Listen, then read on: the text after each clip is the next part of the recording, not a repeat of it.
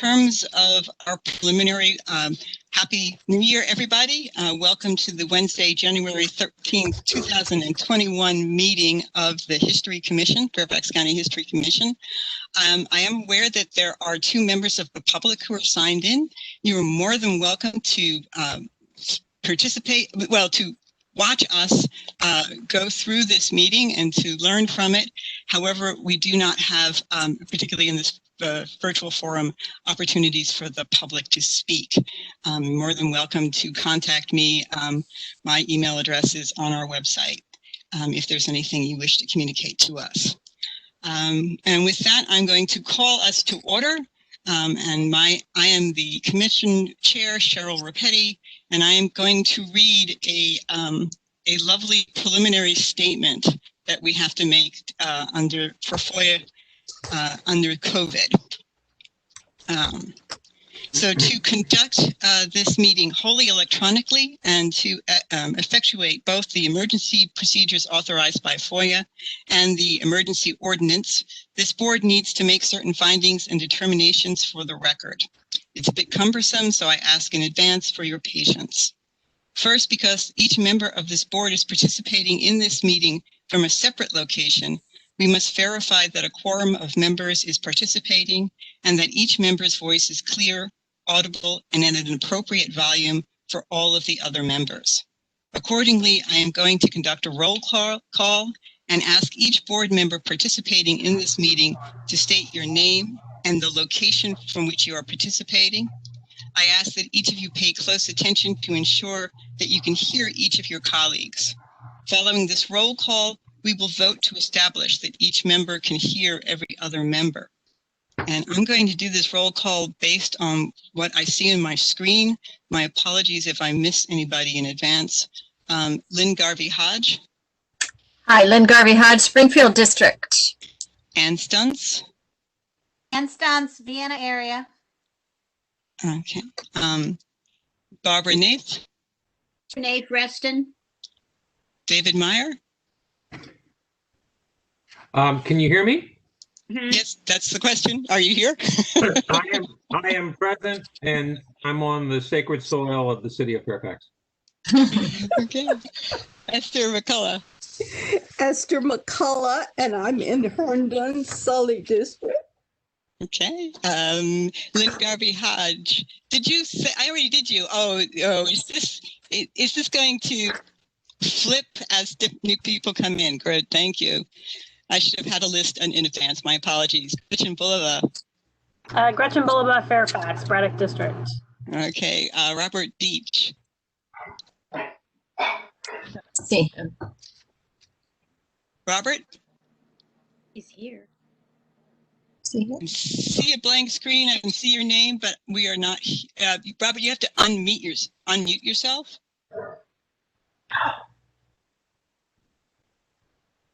He's muted. Okay.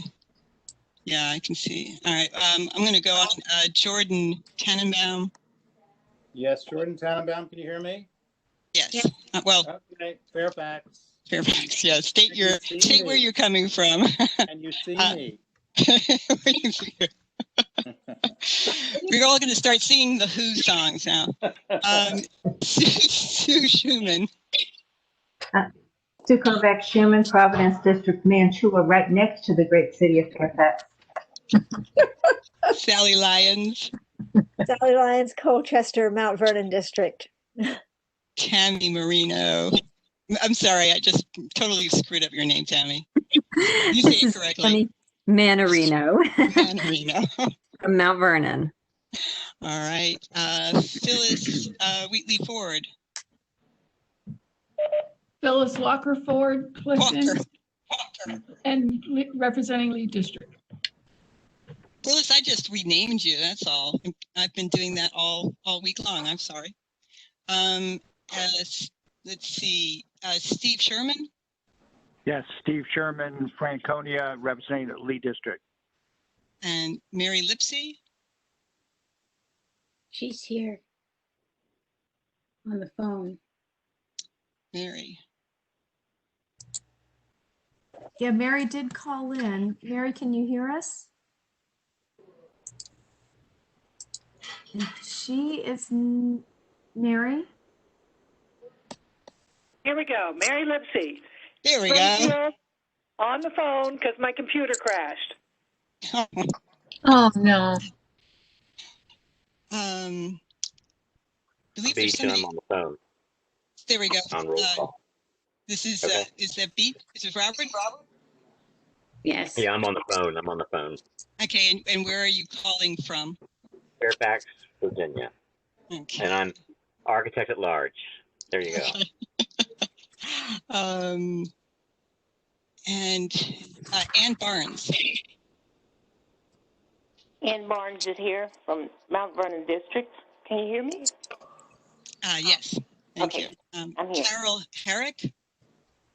Carol Herrick from the great community of McLean, Virginia, Drainsville District. And Barbara Peters. Barbara Peters, Annandale, Virginia. I have finally gotten sound back, but I can't get video on. Okay. And is there anyone that I have whose name I have not called? And stunts. Oh, Ann, I'm so sorry. How soon we forget. How soon we forget. Just, I don't think Liz Kroll was called, was she? and you have to. I was the second person called on this evening, so I'm happy to say again, I'm from just outside the great town of Vienna. And I was writing that down, but I didn't check my own notes. I was just immediately concerned I had skipped somebody. I think that we only need to do a roll call of commissioners, Len. Okay. Unless Denise can correct me if that's wrong. No, that is correct, Cheryl. Thanks. So at this point, I am going to pass our virtual gavel, which is really good for putting up tents as well, to the vice chairman. And so that I may be heard to make the requisite motion, I move that each member's voice may be adequately heard by every other member of this board. Can I have a second? Second. All in favor? Aye. Aye. Aye. Okay. Second, having any nays, anybody who cannot hear. All right.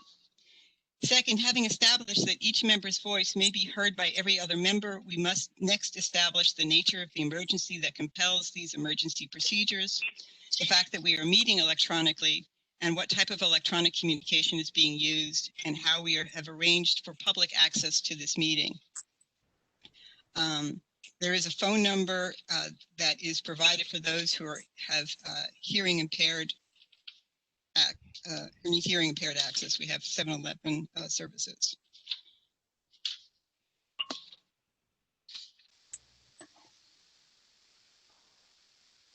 I'm sorry. Therefore, I move that the state of, I'm sorry, I had my pages out of order. The state of emergency caused by the COVID-19 pandemic makes it unsafe for this board to physically assemble and unsafe for the public to physically attend any such meeting. And as such, FOIA's usual procedures, which require a physical assembly of this board and of the public, cannot be implemented safely or practically. I further move that this board may conduct this meeting electronically through a dedicated phone line, and that the public may access this meeting by calling that number that's on our website. It is so moved. Second? Second. Barbara Nave seconds. Okay. All in favor? Aye. Aye. Aye. Aye. Any Aye. All right.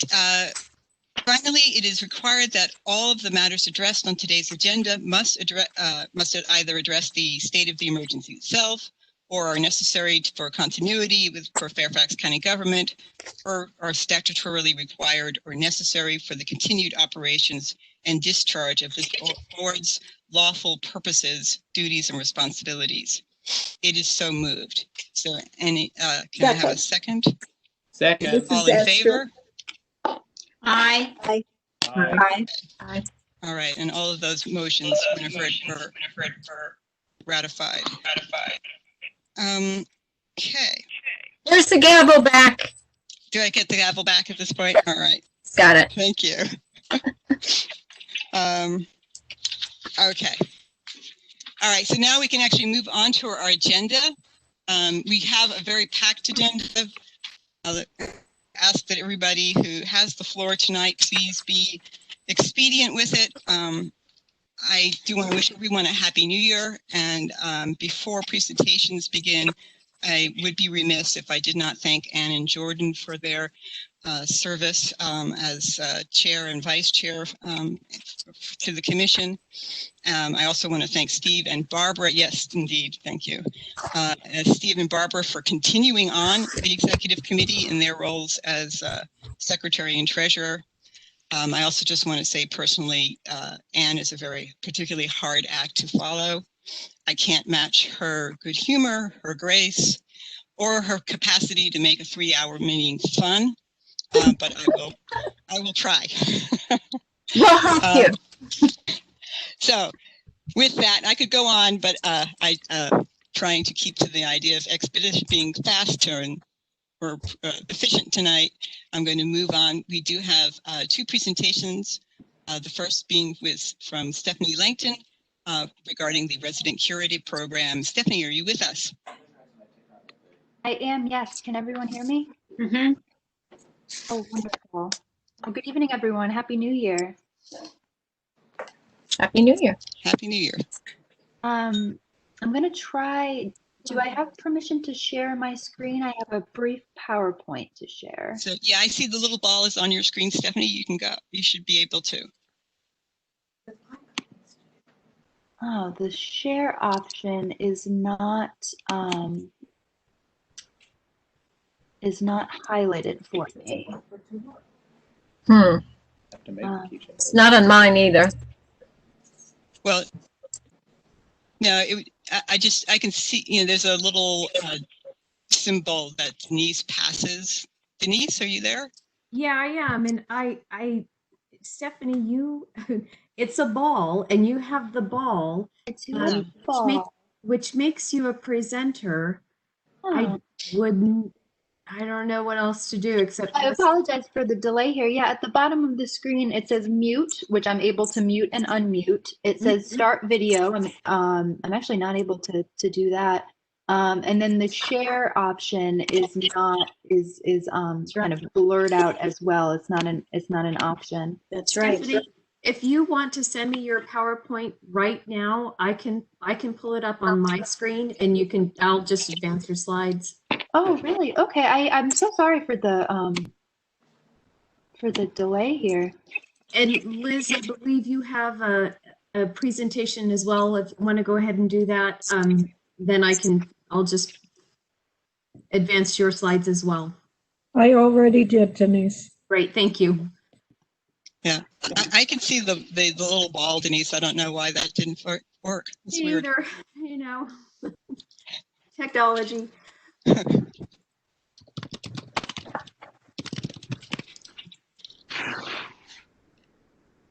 We'll get it going though. It'll be fine. Just a moment's delay. Yeah, let me forward that to you, Denise. I'm sorry. No worries at all, Stephanie. I'm going to take the ball back though. Denise retains control. Well, just in case there's problems with my sharing my screen if I don't. Yes. Okay.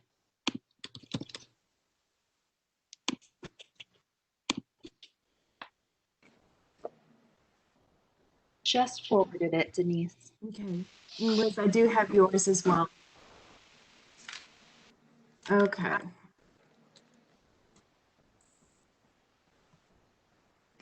We might want to do this as a standard for all presentations. Just make sure that you have it. Mm-hmm. Just in case as a backup.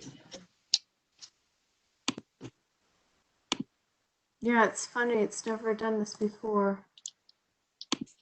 Okay. Oh, no, wait. I may not be able to do it as a slideshow. I hope that doesn't matter. Oh, no, no issue on my end. Okay.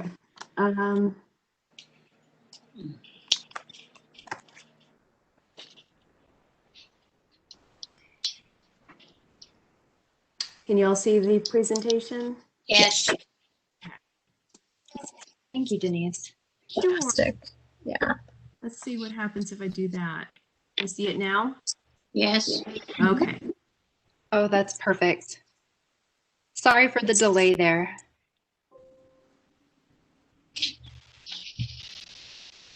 Okay, I'll dive right into to keep this as brief as possible. We appreciate the opportunity tonight to be able to share updates on the curator program and to bring to the History Commission actually a new conservation lease concept that we've been developing for properties that fall outside the scope of the RCP, which I'll explain in a bit. But first, I'll dive in with our updates on our curator properties. So next slide, please. Thank you. So first up is the Sempson House in Morton. Our curator has been there 3 years into an 8-year, 8-month lease. And his current investment at the property is $77,578. That does not include this past month of December. Those expenses are still being processed. But you can see the investments are divided between work plan dollar amounts, which apply to the previously agreed upon tasks and improvements through the lease. And then there are discretionary dollar amounts as well. And those improvements are made by the curator for, their own convenience or desire, with appropriate approval, of course. But these expenses include things like grounds maintenance, landscape beautification, that sort of thing. So the curator is currently in the process of completing repairs to the deck, making improvements to the master bathroom upstairs from a half bath to a full. And upcoming projects include painting interior trim and repairs to the covered porch, not pictured here on the side of the house. So great progress is being made there, with a total estimated required amount of investment at $165,000. The curator is almost half there with his current investment. Next slide, please.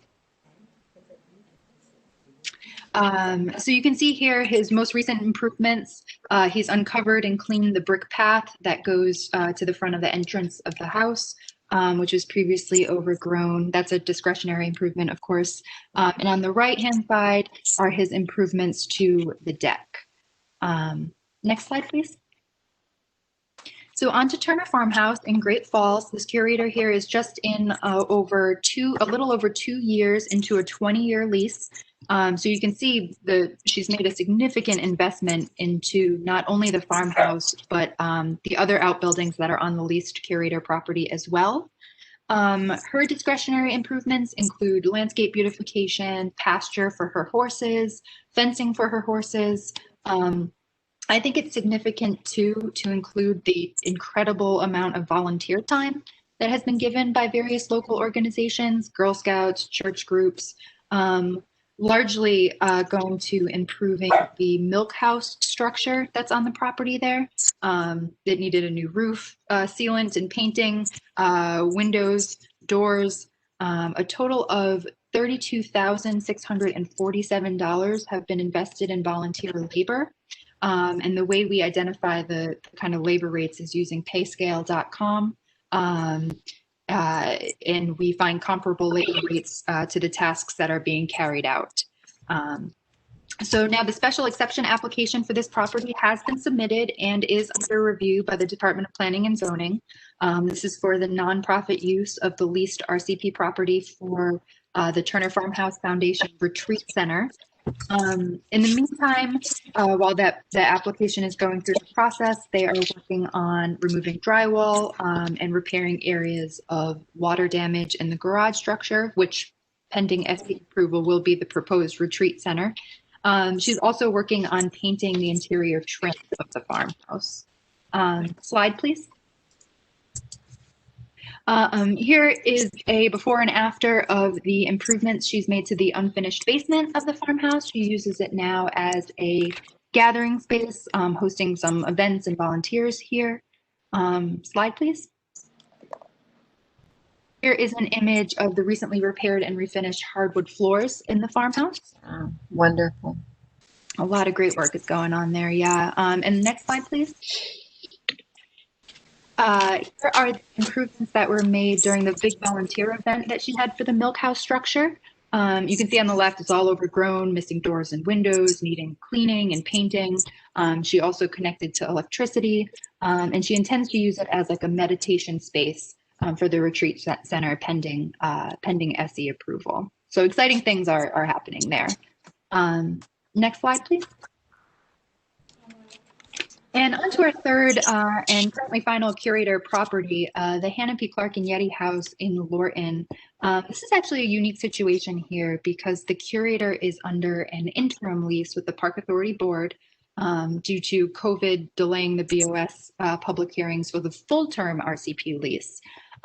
So this interim lease expires in April, and so staff is currently working to prepare for the BOS public hearing with a date to be determined for the full-term lease, which would be 12 years for a total of 13 years of the curator at the property. So in the meantime, the curator has made some significant investments into the improvement of the property, just shy of $25,000 for electrical and plumbing improvements and repairs, appliances, gutter repairs and replacements, interior painting. An upcoming project, she'll be making some repairs to the floor joists in the cellar. So a lot of good work has been done here in less than a year's time. Next slide, please. Here you can see just a quick before and after of the kitchen area, new appliances and paint and that sort of thing. Slide, please. Now on to properties that are sort of in the resident curator process. Elmore Farmhouse, very exciting movement occurring here. So the selected curator, Service Source, proposes to locate one of their long-term community integration centers, is what they call it. It provides day services and programming to people with disabilities. And a draft lease is actually in process and under review. Staff is working towards an upcoming board supervisor's public hearing with a date for that public hearing to be determined. The lease will be 29 years for an investment of just shy of $600,000. So we're really excited there. Pending approval of the lease, Service Source, because it's a nonprofit use, they must submit a special exception application for the nonprofit use of the property. So the full lease terms will commence only pending that SE approval. So a lot of movement will occur here in the upcoming months, and we'll keep you informed as things move along. Next slide, please. So on to the Leahy-Lost Valley property. Just a brief update here. We have an application which was under review as recent as this past March. But unfortunately, during this process, the applicant withdrew the application in September. So we'll be looking forward to re-advertising at some point and going forward with the process there at the Leahy-Lost Valley property. Next slide, please. To upcoming properties. So staff is preparing for these next properties, which are kind of next in the queue. Ash Grove for re-advertisement and Margaret White Gardens, which both have received pretty significant interest. So we're aiming to advertise these either the first quarter or second quarter of this calendar year. Next slide, please. We're also working on other upcoming properties, working currently with park operations on utility connections at Barrett. Public water was connected, the septic has been installed, but inspection and approval of the septic system is sort of pending the electricity connection, which is still currently in progress. We're also working on Drainsville Tavern, a draft treatment plan and historic structure report was completed and is under review by staff. Next slide, please. Sears House, and we'll talk about the potential for Sears House in a moment. Public water was connected during the fall. We also have received a draft historic structure report and treatment plan, which is currently under review by staff for the Mount Gilead House. Next slide, please. I do want to plug really quick a map feature that is currently on our Resident Curator Program website. It maps the current curator properties where curators are occupying those properties and potential RCP properties and provides additional information. Next slide, please. So that does it for the RCP updates. Next, I want to briefly move on to the conservation lease concept that is currently under development as a way to address properties that kind of fall outside the scope of the RCP. And this flowchart here really helps us demonstrate our findings. And these findings are also supported by the Resident Curator Program feasibility study that was conducted several years ago by the John Milner Associates. So there is really a sweet spot for the incentive for curator investment, and it falls between 155,000 and 405,000. These are properties that curators can readily handle and projects they can tackle with years of a lease that are reasonable, between anywhere between 10 and 20 years. The properties whose required investment exceeds 405,000, thinking Ash Grove, Margaret White Gardens, the Barrett House, staff is finding ways to adjust. We can work on modifying the treatment plan priorities, the rehabilitation plan priorities, and we can lower the estimated required investment to kind of fall back into that sweet spot where there is that incentive for curators to invest. However, what we are finding is that there are properties that fall below the 155,000, the lower end of that sweet spot. I'm thinking Lamond House, Sears. So these leases would, be too short under an RCP. Some of these properties are just in such good condition that there's very little investment required here. So there's really no incentive for a curator to sign on. So this is where the conservation lease concept steps in for properties with these lower required investments. And the whole difference between the conservation lease concept and the RCP lease would be the conservation lease would include a rental fee component to offset these lower costs. So we'd still be looking at properties that are listed on the inventory of historic sites like the RCP. Like the RCP, we would still recoup an annual rental value.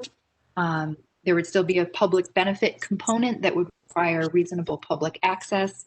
But this conservation lease would introduce a rental fee component. So that's the overall conservation lease concept. Next slide, please.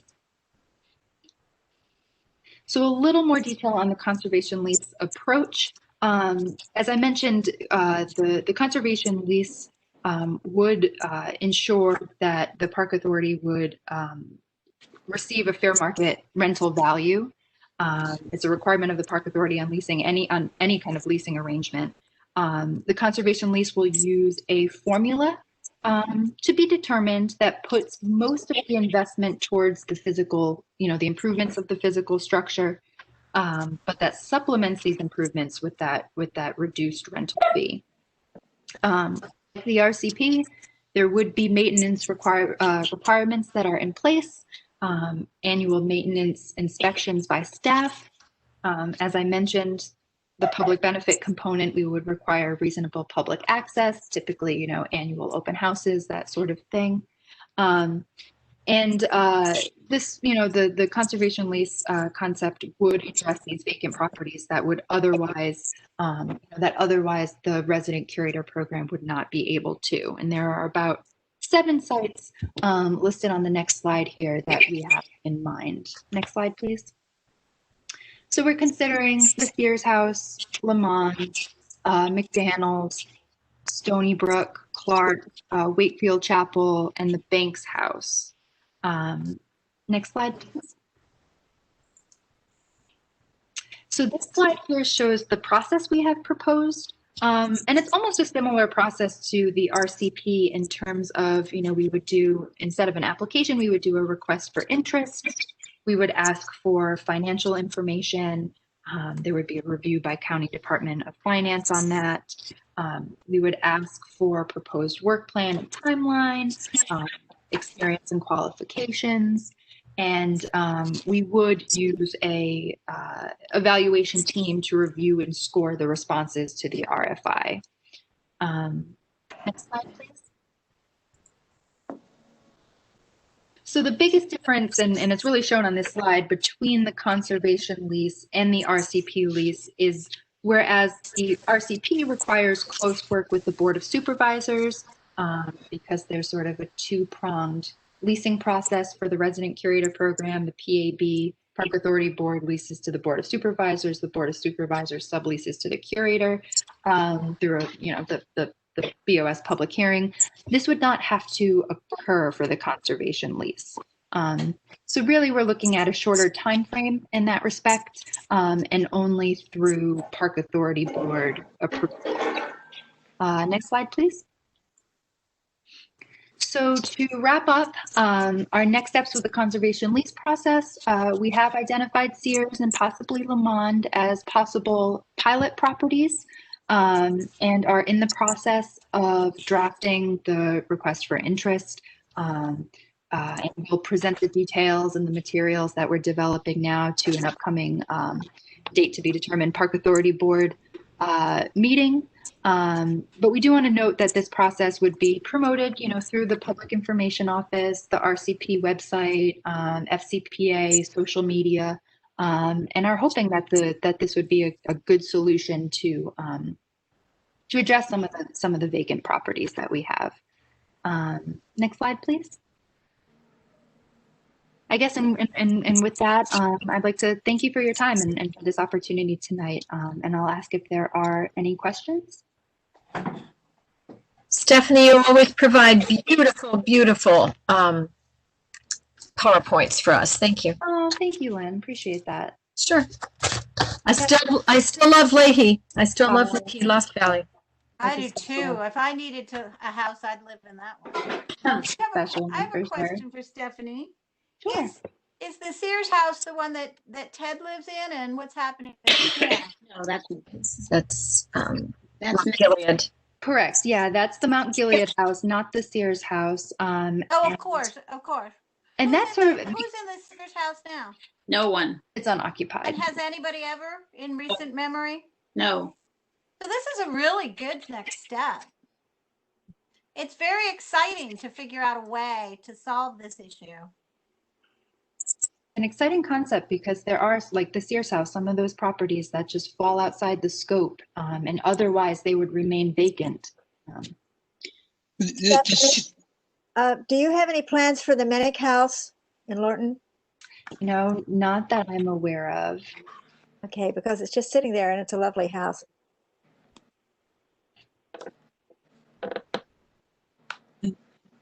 The Sears house is vacant, but it is also been completely restored inside, and so there's concern in the community about having that go into the resident curator program.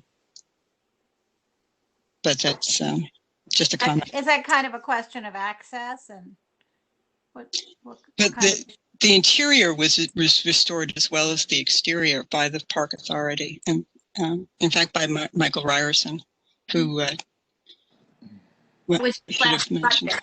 It was his last project before he retired. Yeah. To this conservation lease concept is that there is very little, that is required there because so much work has already been done.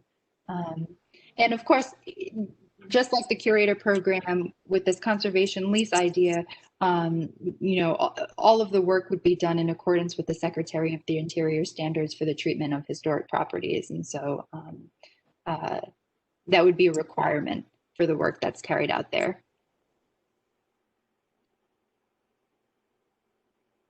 Any other comments or questions?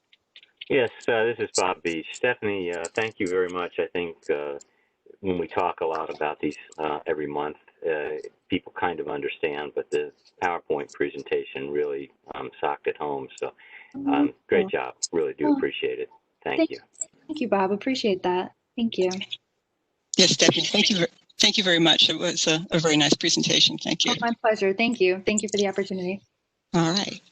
And in terms of our next presentation, I believe, is Amy here, Liz, or are you going to do it?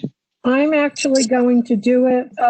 Amy was the original planned presenter, but she had an unavoidable issue happen, so she's unable to attend. So where Stephanie was eloquent, I'm going to be the bad example here because I'm kind of flying by the seat of my pants. But first of all, we would like to thank the History Commission. Over the years, you have continued in your support of the Archaeology and Collections branch by providing us with a grant program. And in past years, your support was largely for interns and staff. This year, because of the sort of uniquely what we got or what we were left with because of COVID, we are, not really sure when we will have the opportunity to engage interns again. So after speaking with Elise, we provided her with a listing of equipment that you can see here. And these are tools for field work, photography, and other things like that. And if you could bear with me for 1 minute, I will go to my script here. So among the things, the priority needs or the things that we would consider most important are the things that are outlined in green on the top of this table. And they include an artifact photo station, which is a $1,000 camera, a $200 copy stand with lights, and that comes out to a total of $1,200. And we need the camera so that we have the ability to take photos that are high enough resolutions to be able to reproduce for reports, and also copy stand artifact photographs for reports for public outreach, PowerPoints and other things that we do. So that was the first item that we were requesting. The second is an iPad field setup with 2 iPad Pros, 3 mini data plan accessories, and that's $6,000. And we have the ability, but not the hardware, to shift our work to a nearly paperless environment by taking notes, photos, and spatial data with iPads in the field. And this would allow us to save time in transcribing this data into our artifact databases and GIS. The third item on this list is a flotation tank. The flotation tank is for fine level analysis, and that costs $9,500. And of late, we've been, depending on the kindness of the archaeologists at Mount Vernon, who've allowed us to use their flotation tank. However, we have to be subject to their availability as to when we can use it. And so it kind of hamstrings us to be able to meet our internal deadlines. So that was the reasoning behind that. Then we also have 2 requests for software. One is for Adobe Creative Suite, which is $1,200.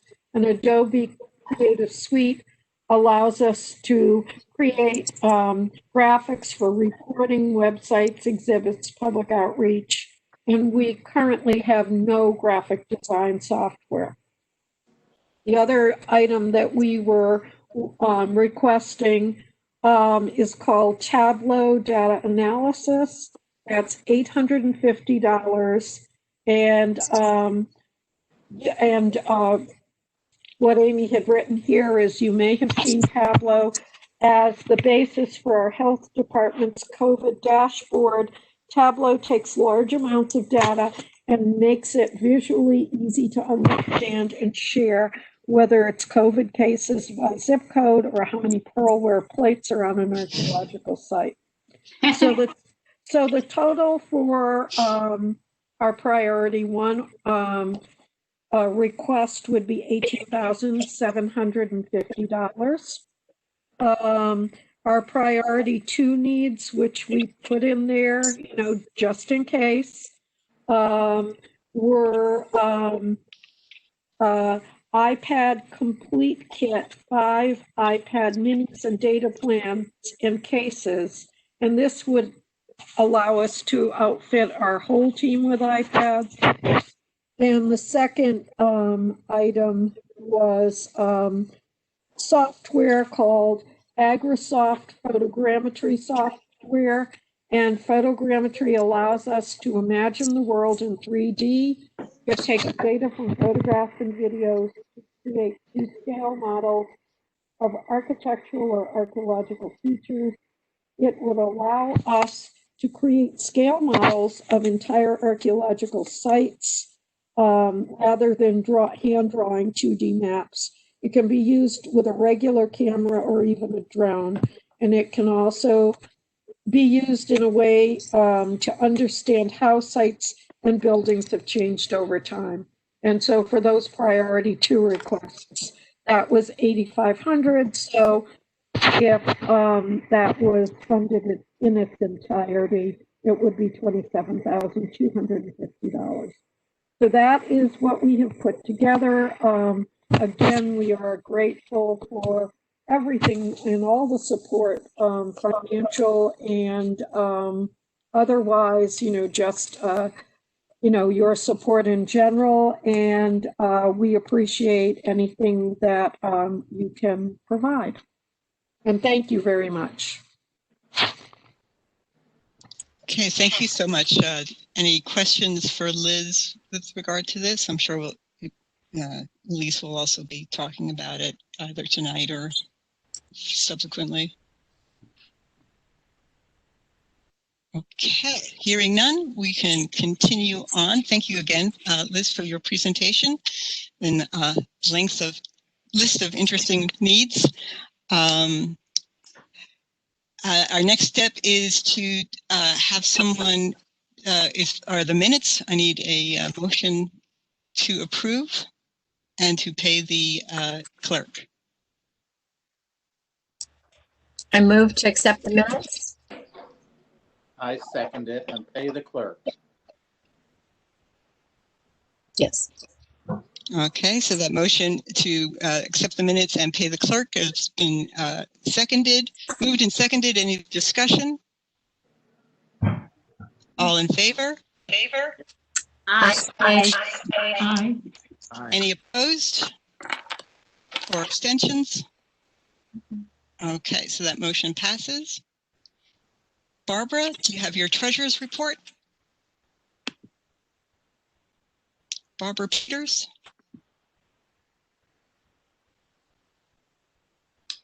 Did she not get back on with us, Denise? I thought I was. Oh, there we are. Okay. Okay. All right. This is acting very flaky tonight. Okay, our beginning balance for December 1st was $76,559.02. We received a budget adjustment of $46.41, and the only expenses we had were for the November minutes.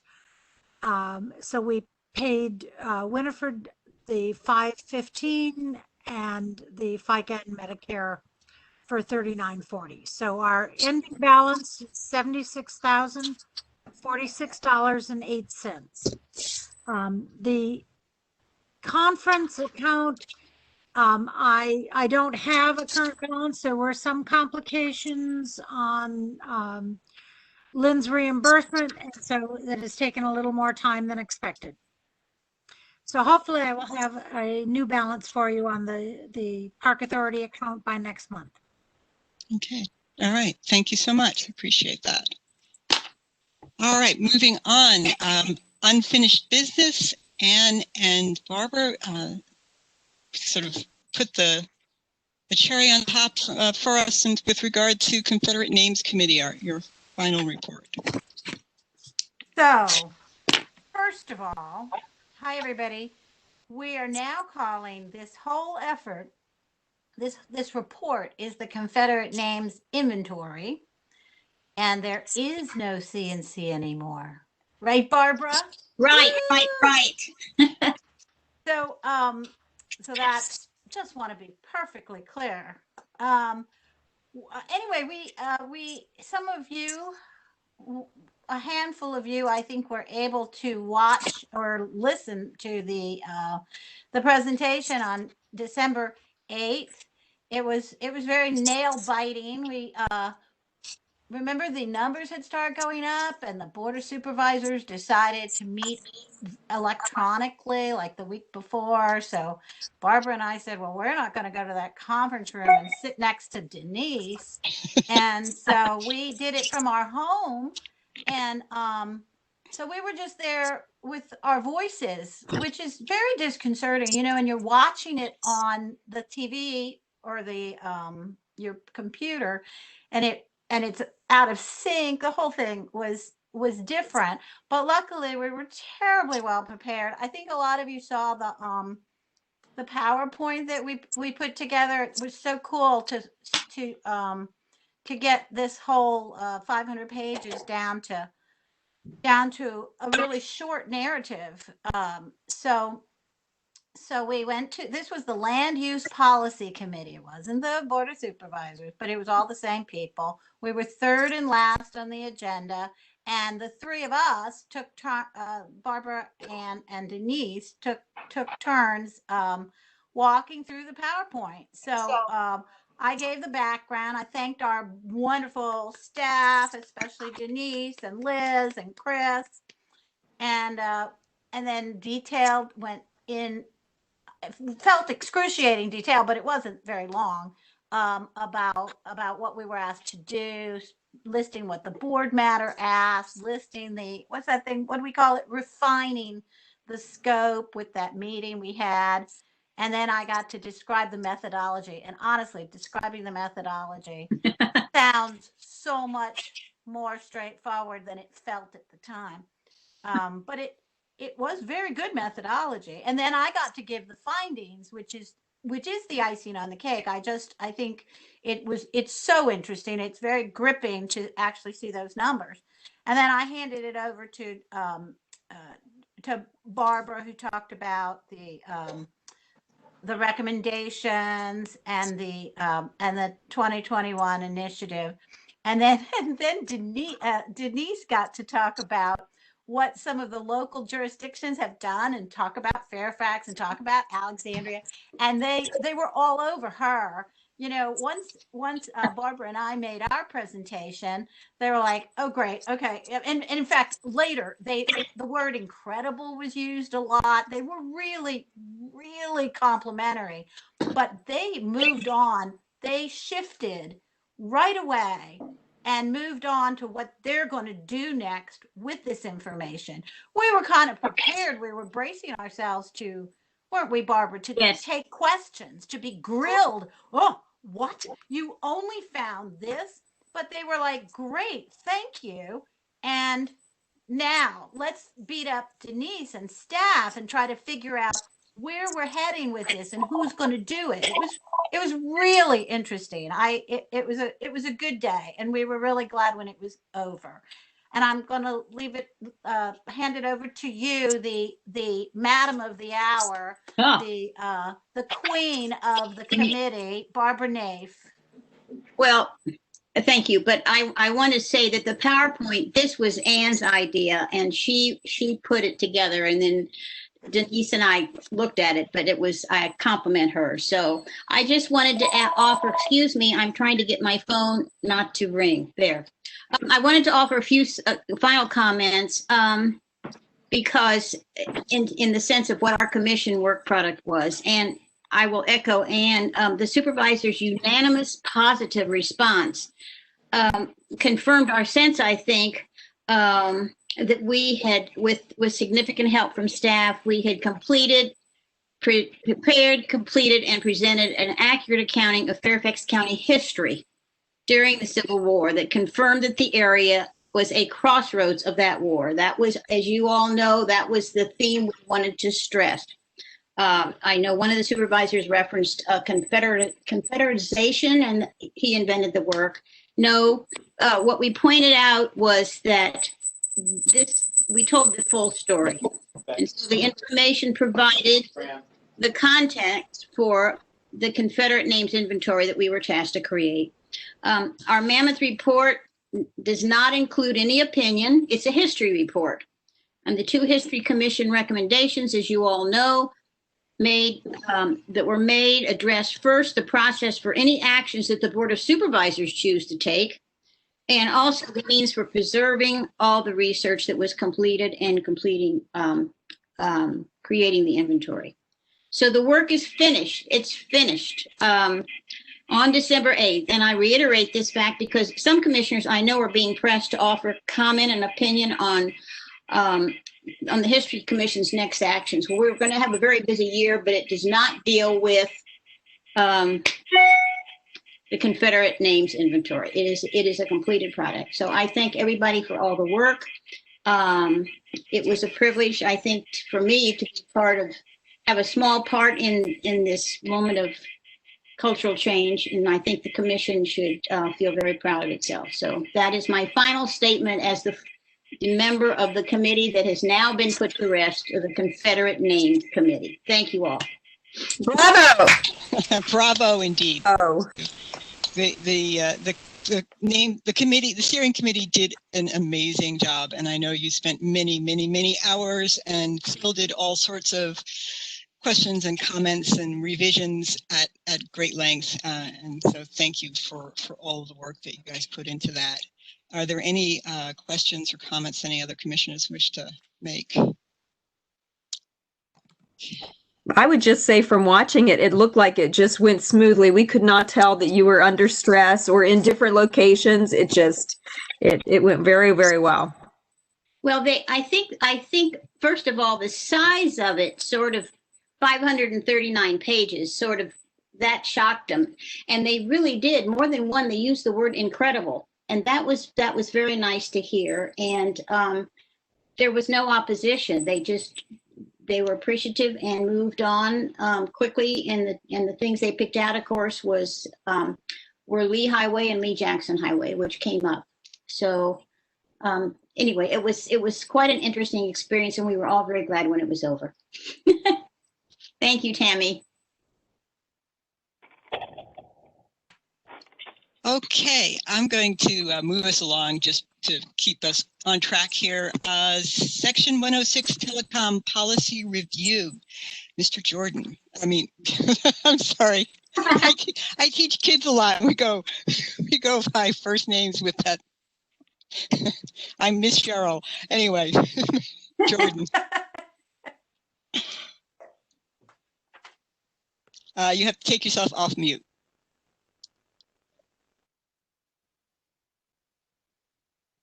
Everybody received a copy of the proposed language, correct?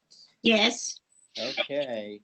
So Gretchen commented that and the only comment related to the 30-day review process and what happens if we don't comment we don't have time to comment. The request for comments comes in and nobody picks it up. And I think under the council's regs, almost every part of that 106 process has a 30-day clock on it. And I think we talked last time about ways in which we could get correspondence sooner than 30 days. I think that would be optimum to do. But I really think that that we should stick to that regulatory clock, and that would start to run once we receive a request for comments. Okay, so that gives us, so if they send something to the Board of Zoning and then expect that their clock will be our clock, that's fine if we receive it at the same time. But I think that we ought to be able to comment within that 30-day period, and if we need more time, we can always ask for more time, and presumably we will get it. So, so those are that's the redraft that I did. I took it very closely. As I said, I tracked the 36 CFR Part 800 regs. And are there any other comments? I'm delighted to entertain them. Anne. Something, but I can't remember it. But Jordan, so is it true? So did you just say? Let me just see if I heard you right. That the 30 days doesn't start till we open the envelope, or I would say till we receive. What's the definition of receipt? Right. Well, it lands in our mailbox. I mean, we could. Again, in the regs, it's when the document is received, and in many cases, in order to track that, agencies will send things, request receipt, return receipt request type deal. So, so if we receive it on the 1st of January, but we don't open it till the 30th of January, that might be a problem, and we'd have to send a letter in saying, sorry, we just got it. But they would presume, most people I think presume that when you receive something, you do get it, you do deal with it within the 30-day period would be enough time. So I think we have to make sure that we can get that material within that 30-day clock.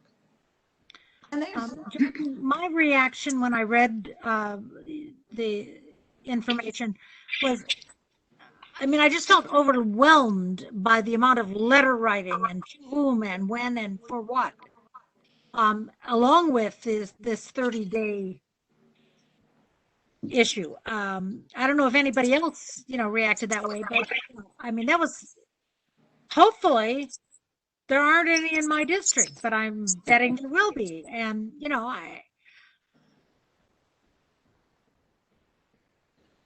Well, in most cases, you probably won't have a problem, I would think. These are covered by a program, what they call a nationwide programmatic agreement. And so they're also being looked at as required by that memo of agreement by state preservation officers. So there's a check there, but I don't know how many we've received recently. I think last year I was aware of getting about 3 or 4 there. But, I think we need to let them know, since we are part of the review process, that either we believe that there are significant historic properties, or historic properties by definition that would make them significant, or not, and then if there are, what we feel that effect might be. The example, the one I dealt with here in the Springfield district, went back and forth a little bit because we weren't sure about. It's usually going to be a visible issue, and the question was ultimately decided the fact that no, it would not be visible from the historic property that we had identified. But I did spend about 2 months, maybe a month and a half, going back and forth with the applicant, and I wanted to also make sure in the rewrite that everyone understood it was the FCC that has the responsibility to comply with 106, not the applicant. The applicant has been given that responsibility, but it is not a legal delegation. They do the work, but ultimately it's the FCC that has to ensure compliance. I think, Barbara, I'm not sure if I completely followed your comment, but there's a lengthy introduction that Jordan wrote up, and then the instructions for the review process itself are basically you can either review and request for information, review and state that no historic properties are affected, or review and determine effect. And so it's really that second page that's most relevant to what a commissioner has to do once a request comes in. If accurately just summarizing that, Jordan. Yeah, that's correct. Jordan, this is Mary Lipsey. Can you hear me? I can. Okay. My question is, the library has just closed again, and so access to getting into the mail, how is that going to take place? You mean we're not getting into our? How long have we? The library just went virtual again. All right, Doors so are maybe closed. as a Monday. Okay, well, I suppose They're still doing curbside pickup. Okay, there you go. That's a solution. We've had some very nice cooperation from the Virginia room. Chris, the last thing we got was one lone communications tower like this, and Chris, you emailed it to me, and I forwarded it to whoever's district it was. But sometimes you do get quite a handful. So the last time we had a conversation on this, Sue was talking about how close she is to the library, and maybe she could organize something like that. Mm-hmm. Going by and picking up the mail. Well, maybe Chris, you could keep an eye on it for us, or we could call you and say, is there more mail? Sure, I'd be happy to. If you want, I'd also be happy to email and scan it if that's something you're comfortable with. It's totally up to you. Chris, that might be a very simple solution. If you just email and scan me the mail, and then I can distribute to respective commissioners for the investigation job portion of the effort. Mm-hmm. Just in general, I mean, if the library was closed, I hadn't thought about that. I didn't realize that the libraries had actually closed again. I don't know if there's any other alternative, really. And Cheryl, it's been a problem all year as we because meeting virtually, we're not going there anyway and picking up our mail very much. So when we meet monthly, we always get all our mail monthly. But this is just something that we've been cobbling together this year. If my close proximity to the building would be of any assistance, I'm willing to help out, but I don't know if that would make any difference. Thank you. Could. Just offer David. I know Steve struggles because he lives on the far end of the county, and that's kind of under his umbrella. So thank you. Well, I think between David or me and Chris scanning it, we'll get the mail somehow.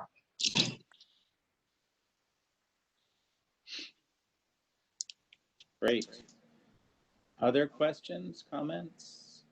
So this is Barbara Naif, Jordan. Yep. So I'm confirming that the difference from what we did before when we had this long discussion about this is that in the past, if there was no effect, we did not need to respond. And under this new policy, whether or not there is effect, we do respond, correct? Yeah, correct. And also, I'll just Are we going to have a tracking system then and log everything in and summarize the outcome of each of the potentially scores of these that we get in a year? Or maybe that's not necessary. What do you guys think?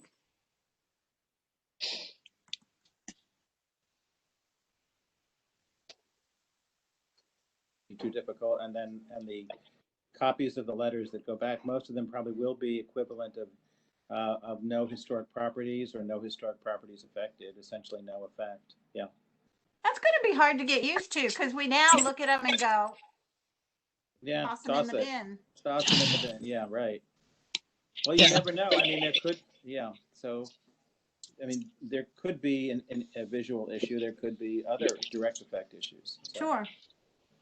Well, at least in the interim, in the short term, if Chris is actually going to be emailing and scanning them to me, I can be that sort of tracking point. Once we move back to a non-COVID reality, perhaps that might be something that the secretary could undertake, but we might have to work that out, or whether the secretary would just, or we work out some other alternative person getting the mail to us, and then I just continue to track that. I don't know that we have that many requests in a year. That would be too much of a burden to just keep a little spreadsheet kind of working up and working. So for the no effect, are you just going to write a template that we can stick our particulars into? A boilerplate, we can do that. Sure. Absolutely. Would you be willing to undertake that, Jordan, so that it's properly worded? I will do it. Yep. Thank you. I'm sorry. I know that put you on the spot, but no, that's okay. Done. I'll do it. No problem. No problem. Yeah. I think that is probably a very simple solution. Yep. Definitely. And we might even be able to keep that like on our share file or something. Right. If we had a share file. We do. We got a pretty good one, but it's public. I guess that's all right. It would be a boilerplate document. I don't think that would. Yeah, it's good. Good idea. Any other further discussion? Okay. Do we need a motion then on this to make it an official part of our procedures, or is it just now we will do this? Since it's a change of policy, I would believe we'd need a motion. Okay. That's my theory, but. That's sort of what I was expecting, but I just wasn't 100% sure. I think that's right, Barbara. Right, Good idea. Right. So would I move that, I can move that the Fairfax County Historical Commission accepts, History Commission accepts the revised telecom policy as prepared, or whatever, the revised telecom policy. Does that do it? I second it. Barbara Nave seconds it. Okay. Any discussion? All right. Ms. Esther. Esther. In that motion, would we not need to mention that a template will be available and that the chair of the commission will handle the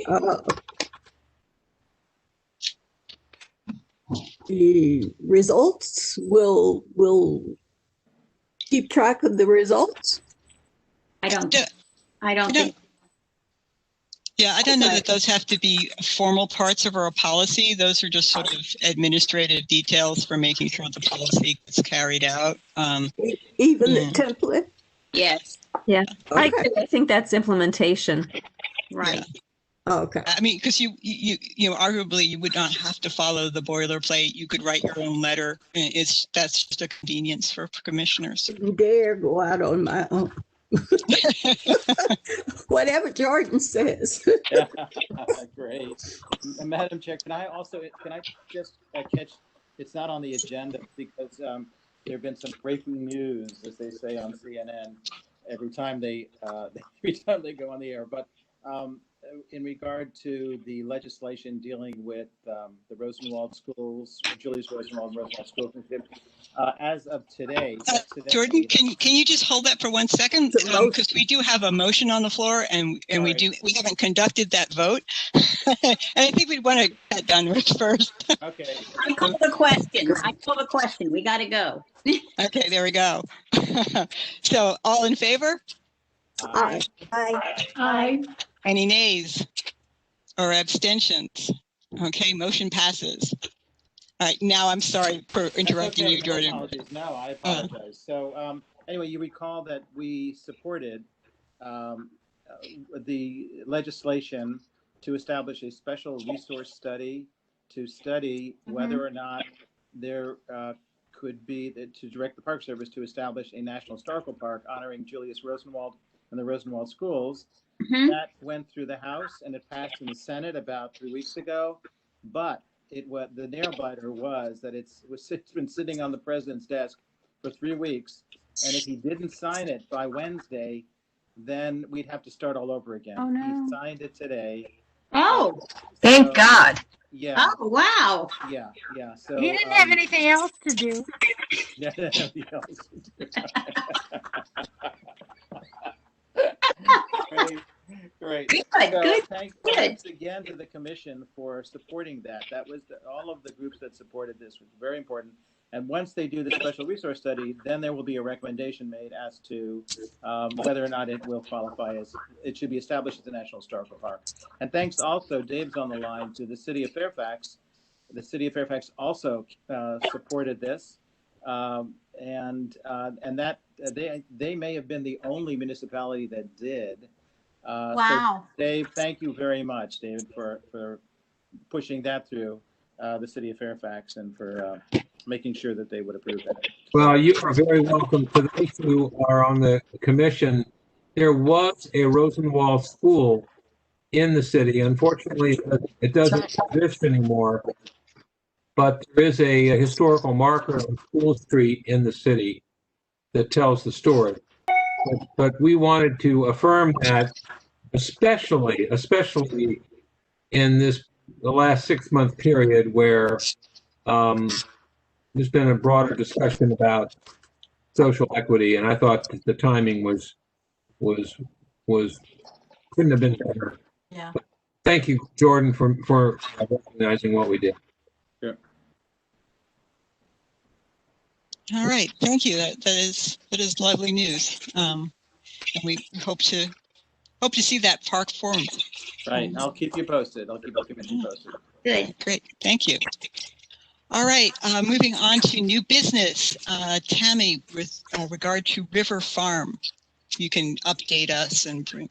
Yes, and we've talked a little bit about this at our previous meetings, but I have a couple of motions to put forward tonight. So just a quick background. On September 4th, AHS, the American Horticultural Society, announced that it was going to sell the River Farm property, which we know as Wellington. And a number of activities were prompted by that. There was a lot of community outrage at the sale, and so Supervisor Stork had put together some meetings with Senator Scott Suravel and Mount Vernon, the National Park Service. He pulled together a bunch of folks, and they began meeting with the American Horticultural Society, trying to get agreement for them to sell to a public entity so that we could retain the property, which is both historic and a public asset where folks really use that open space. So at the same time, there was an organization formed called Save River Farm, which has been advocating. It's sort of a grassroots organization started by the Northern Virginia Conservation Trust and some citizens associations that have all come together to try to preserve the property and make sure that it stays in public hands.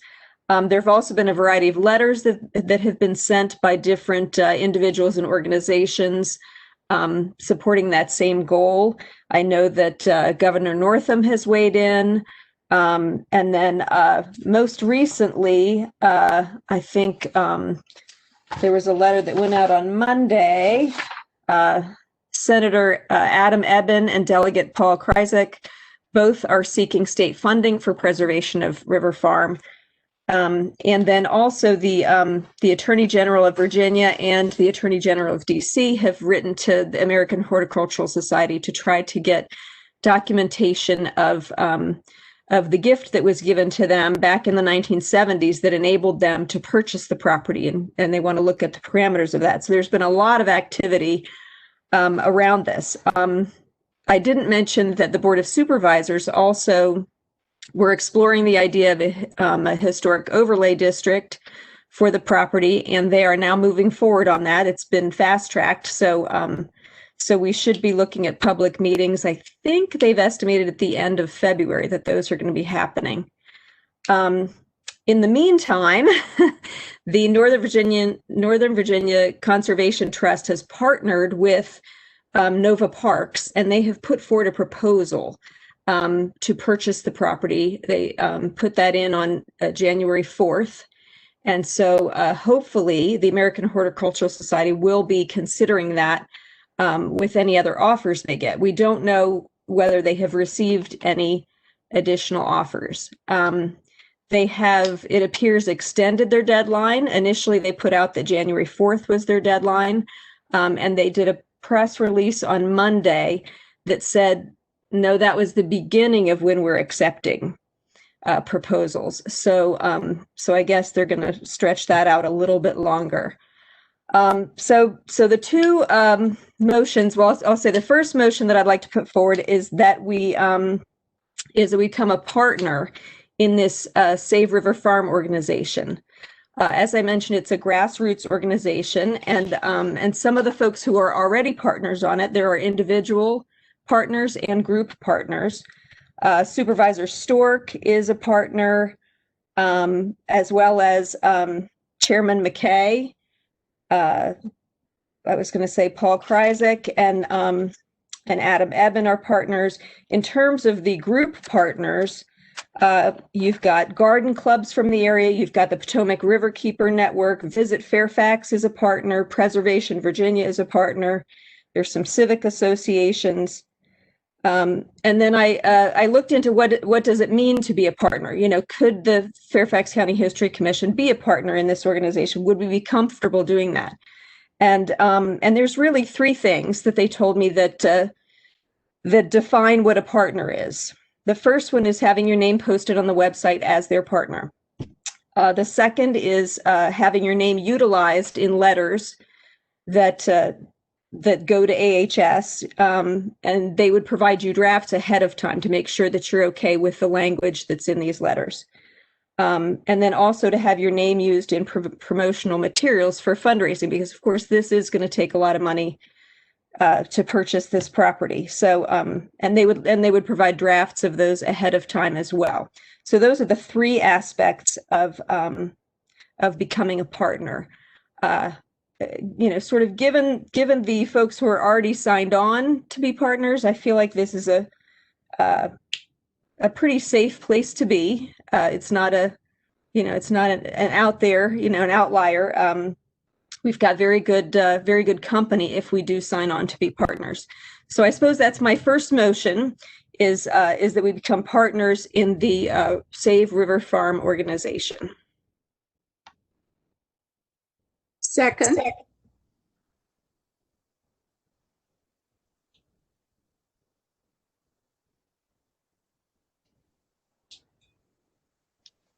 So it lies. It tells you you can use your space bar, but you can't. Is there any discussion? All right. Is there anything about us and our relationship with the supervisors that gets in the way? I feel like we always are sort of tiptoeing around that sort of issue. If we did it, maybe we'd at a minimum inform the Board of Supervisors that we did it. What do you think? Yes. So actually I did discuss this, sort of double checked with Denise what she thought in terms of our Denise are kind of our parliamentarian, I guess. Yes. And she suggested that we follow the policy that we worked out earlier last year, and that we would indeed inform both Supervisor McKay and probably Supervisor Stork, since it's his district. And since they are both already partners themselves, I wouldn't foresee any particular objection from the board. Plus, also Visit Fairfax is also listed as a partner. Yeah. So I think we already have a precedent of a county entity weighing in or obtaining the status. Good, thanks. Any other questions or comments? And I have to say, I can't see, like Steve, Bob, and Carol. Please, shout out if you want to make contributions. I have a question. This is Ann Barnes. Okay. My question is, by becoming a partner, and was that Tammy? Yes. Okay. Are there any money dollar implications that's expected of us?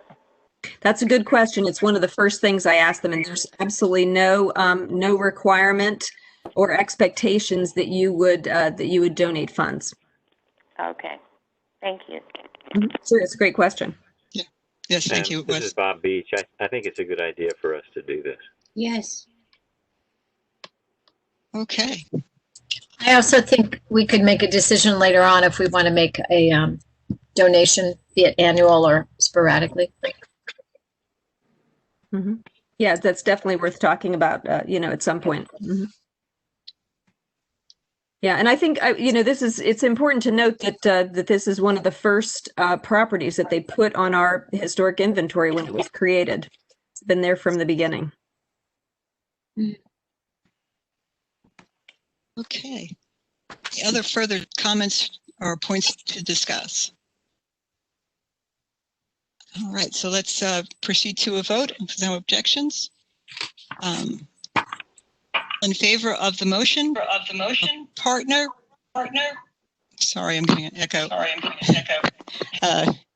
Please, all in favor to become a partner with for River Farm, please signify by saying aye.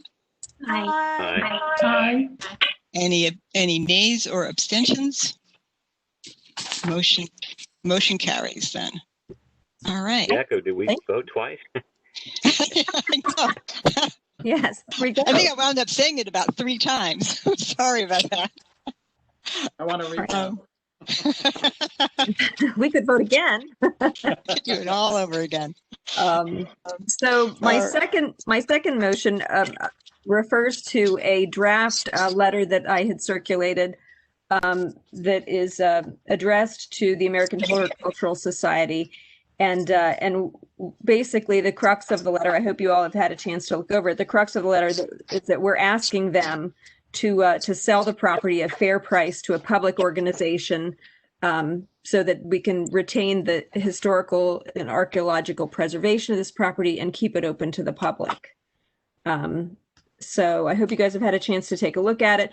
We can keep it as it is. We can discuss if we want to add in there what we just voted on, that, we have joined Save River Farm organization as a partner. Just add a sentence in there that says that, to let them know that we're on board with this grassroots organization. Yeah. Good idea.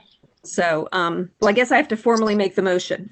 So, I move that we send this letter as drafted, with the addition of our recent vote that we will become partners in the Save River Farm organization. Sent this letter to the American Horticultural Society under the signature of our chairwoman.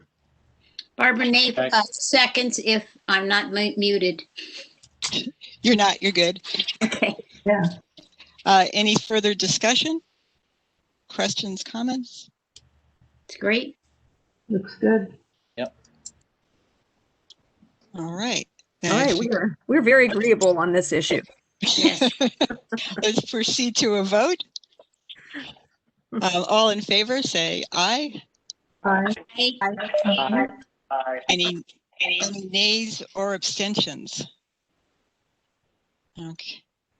Okay, motion passes. All right, we are proceeding here. Thank you all. All right, thank you so much, Tammy, for doing all that legwork for us and keeping this issue on the agenda. You're welcome. Our next item is the African American history. I said initiative just to keep it open as the committee sort of formulates. The inventory is another is perhaps accurate as well. So Phyllis, Barbara, and Mary are sort of in the process of forming this. Phyllis, would you like to speak further on this? I'll start off and then Barbara and Mary can chime in. But the African American History Initiative was mentioned in the report that was given to the Board of Supervisors in December, and also had been approved by the History Commission.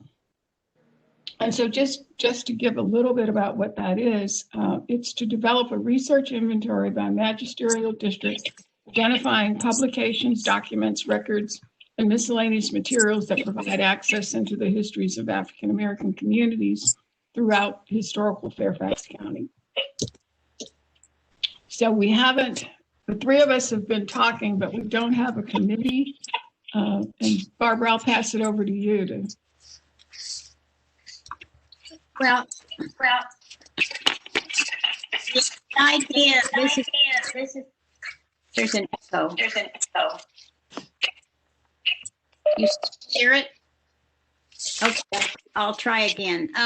This is something that, as I explained, when the commission voted to declare this our primary focus to be, at least to begin 2021, is something that people have talked about for quite a while, and there are commissioners that have been doing activities, collecting information, and all of this on African American communities that are in their area. And the idea was for us to find a way to bring all of this out, publicize it, put it on our web, find ways to integrate it, and pull all of these stories into the primary, the mainstream of Fairfax history. I'll give a perfect example. In going through Ross Netherton's book on the history of historic preservation in Fairfax County on something else,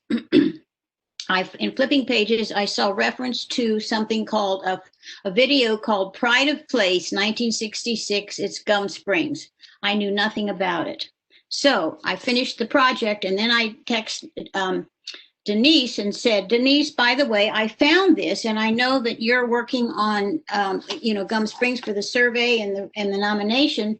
And unfortunately, I didn't write down the page it's on. And she responded that she knew about it because in putting together the grant for Gum Springs, DHR had sent it to her. So she shared it with me, and I forwarded it back to Phyllis and said, this is a perfect example. I watched it. I was involved in Gum Springs like in the early 80s when on a survey, it had something else to do with it, but I was not aware of this. This is not my part of the county.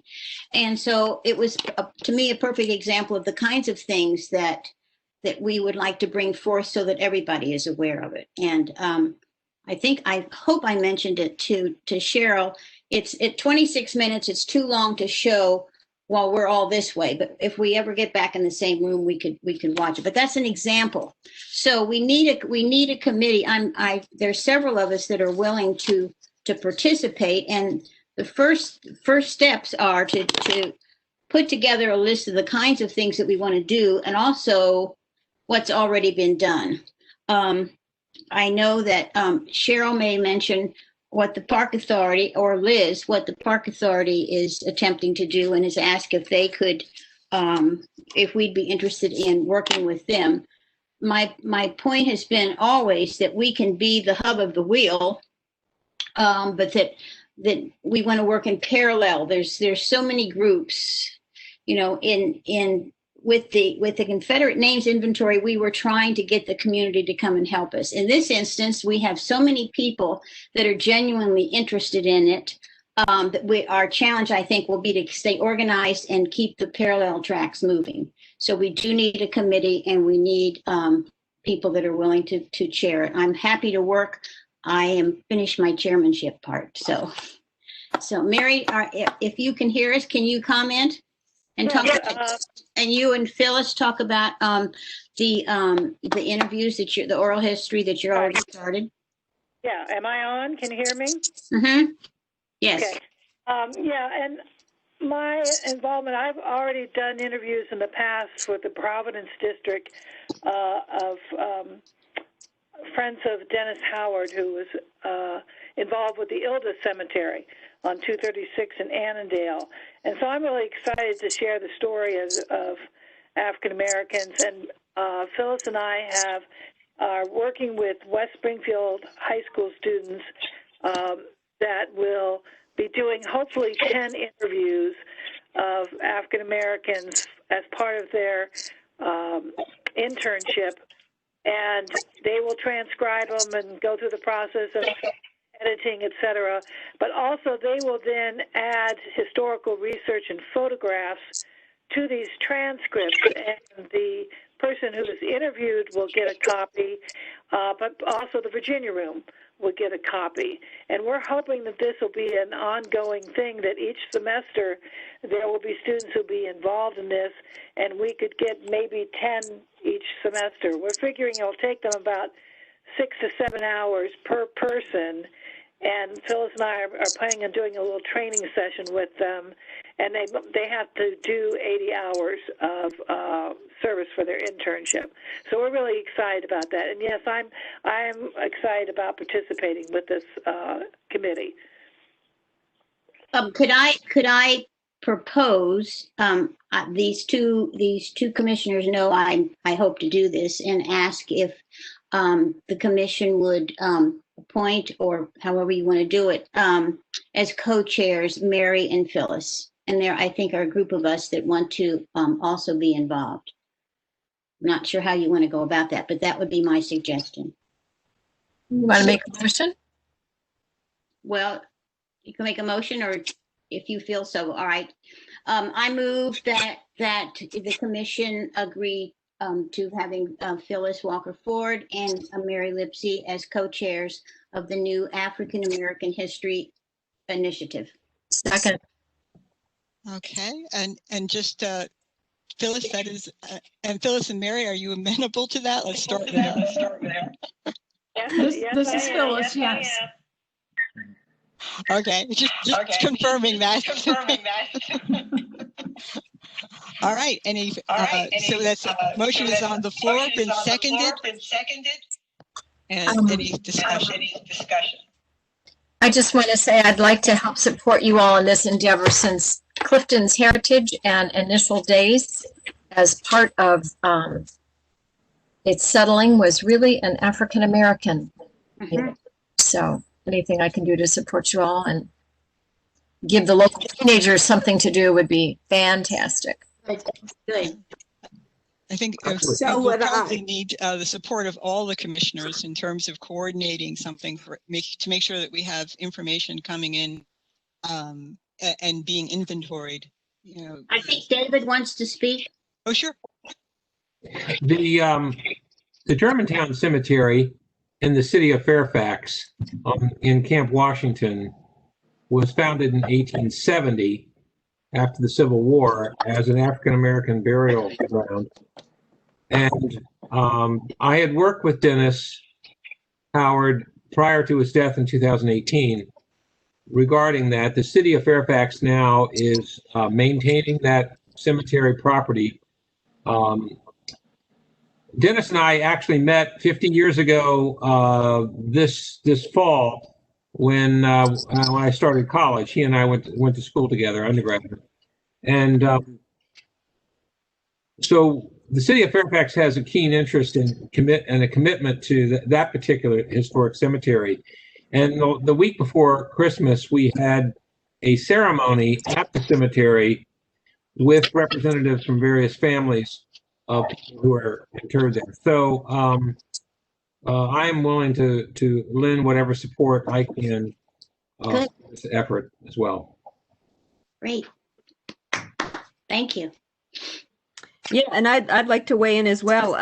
I know that West Potomac High School sits on Quander land, and there's been talk about what they can do to honor the Quander family, and I think that there's also kind of the history that Edith Moore Sprouse did with Groveton High School, did oral histories, having the students collect in the community oral histories, and so I've long wanted to repeat that, and I think that this is a great opportunity to learn from what Phyllis and Mary are doing. So I'd like to be on a fly on the wall at that training, or if somehow there's a way to record it, so some of us could see that and replicate it in our own districts later. I think it'd be great. That'd be great. And one thing this is Mary. One thing we are focusing on is their experiences.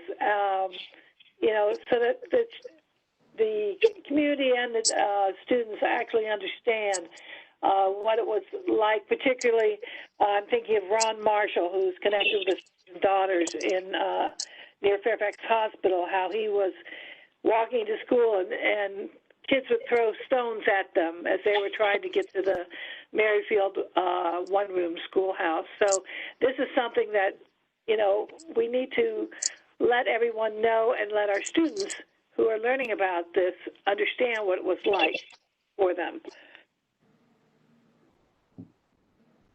Anne? This is Esther. I'll add. And Esther, as soon as Anne is done. Okay. I just want to say you'll get a lot of support from us here in Vienna, because this is just right up our alley as well. So this community will be glad to partner with you however you like to be partnered. Good. Okay, Esther. Yes, I was going to say I'd like to lend my support in any way I can. My experience has primarily been in Vienna because my church is there. So I've heard some of the same stories about walking to school, even to DC from Vienna, and being, ostracized from someone on a bus as they walk to school. So it'll be interesting to be able to tie some things together once we do bring these reports from different districts, because what I've found is that people in one district don't know what happened in the other one. That's right. That's right. The communication was not there. I have a comment to make, Cheryl. Mm-hmm. Go ahead. Yeah, the National Trust has an initiative, African American Cultural History Initiative. I would be happy to contact the National Trust and see if there is anything that we might be able to learn from them. There may be grants that they offer for this kind of a project, and let the commission know if we could be a partner in that effort. I think they'd be very interested in what we're doing in Fairfax. Go ahead, Barbara. Yeah, this is something we had talked about informally, several of us, about seeking grant funds. And I know the deadline for this year is January 15th. We thought we weren't quite ready for something like that, but I do know that the Park Authority is making an effort to apply for a grant for areas in Western Fairfax County, and they, of course, are eager to work with us. So thank you, Jordan. So there are opportunities out there, and the entire Commonwealth is looking at this. It's certainly about time. So yeah. And of course, I'm happy to help as I can, as you think Great. I might be. Thank you. Yeah. Thank you. Yeah. Okay. So I call the question. Did we vote? Yes, we did. No, we have not voted yet. This is still discussion. Okay. And I don't know if there's any other further comments. I think I started saying, I imagine that that there'll be lots of people interested in supporting. It's really the question right now is whether or not we should form this committee. And I don't hear anyone objecting or questioning the formation of the committee itself.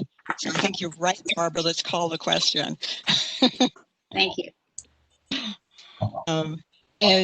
So on the motion to form a committee and have Mary Lipsey and Phyllis Walker Ford co-chair the committee, all in favor? Aye. Absolutely. Opposed? Any abstentions? Great. All right. was that great? I thought it was wait. Okay. Oh, great. Motion passes then. I didn't. Dramatic pause. Motion passes. Good. All right.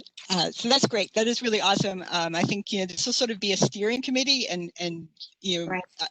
Or a very large committee, one way or the other. I'll leave that the logistics of working that out to Phyllis and Mary. And I certainly am very excited about this. And we have a lot of wonderful history out here in Sully that we'd love to see be properly documented and made available and accessible to the public. So good. This is awesome. All right, that is our new business. We continue on to staff reports. I don't have Stephanie listed, but Stephanie, if you had anything further to add beyond your presentation, feel free to do that. Yes, thank you. Just a few updates from the Heritage Conservation Branch. Under museum collections, the collections manager conducted a site visit at Colvin Run Mill on December 18th to assist with staff transition after multiple staff departures. This will continue throughout the coming weeks and months as staff need assistance. The collections manager coordinated with the Public Information Office and the Archaeology and Collections Branch for the 2021 Artifacts blog schedule. And finally, the collections manager was accepted into the NEH grant-funded IPI workshop training for training sustainable environmental management teams for cultural institutions. And this will run for 4 days from January 11th through the 14th. So I guess it's going on right now.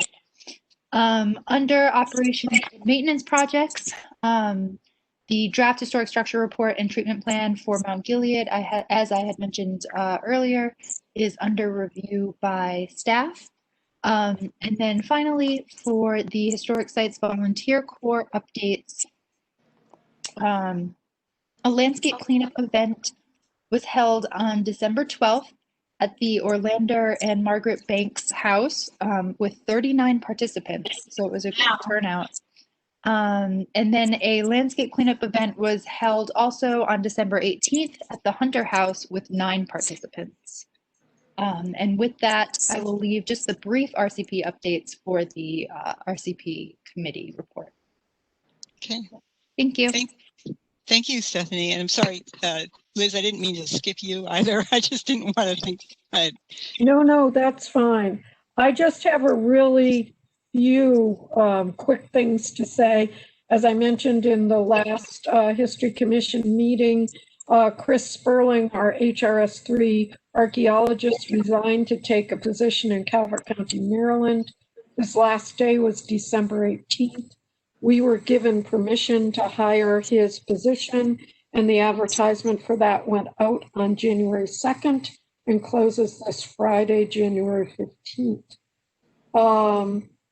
Our staff archaeologists right now are currently, well, I don't mean currently in the field at almost 9 o'clock at night, but as of today and as of tomorrow, in the field at the Lincoln Lewis property, and they're backfilling some areas because work is going to be going forward with that. In talking about our work with the collections facility, we Archaeology and Collections and Heritage Conservation staff have reviewed the conceptual development plans for the collections facility. And on Friday morning, I'm meeting the project manager from the Planning and Development Division for the collections facility, Valerie Maslin at James Lee, so she can make some additional measurements in our storage area. Other things quickly that I've been involved with are working with Laura Arsenault from County Planning and Development Heritage Resources on the Historic Overlay District for the River Farm property. And finally, I attended the virtual Society for Historical Archaeology conference. The technical parts of that conference were excellent. And if anyone would like further information on the conference, I'm not going to belabor it now, but anybody is welcome to reach out to me and I'd be glad to talk. Okay. All right. Thank you so much, Liz. Virginia Room, who's up for that? Is it Chris, I guess, yes? Well, Mary already scooped me on the big news tonight, which is the library, all the library systems are, I mean, all the branches of Fairfax County Public Library System are closed as of last Monday. And we don't know when we'll reopen, but staff is still working there. Virginia Room is still answering EREF questions, happy to do any kind of scanning or anything like that. So we are keeping busy. In terms of things that we've been doing, we just keep answering reference questions. For last year's stats, we answered close to 1,000 EREF questions. Wow. Our local history Virginia Room page got over 55,000 page views, which was an increase of 33% from last year, and is the #1 curated content webpage on Fairfax County Public Library's website. So people like local history. And then the most recent update is today we finally completed processing after about a year of working on this. It's a photograph collection that was transferred to us by the Office of Public Affairs of the county. And it's millions upon millions, I can't even quantify it, of images taken by this department of various board meetings, county buildings, county events, things like that. And it dates from 1962 up to about 2008, 2009. So the finding aid will be going online probably next week because we got a few more HTML issues we got to figure out. But that's a really exciting news for finally getting that processed and available to the public. And that is all. All right. Thank you so much. That's great. And Denise, I think you are next. Yes, hi. I wanted to acknowledge that Rachel Flynn has joined the meeting, and Rachel is the Deputy Director of Fairfax County, and I think she might want to say a few words. Welcome, Rachel.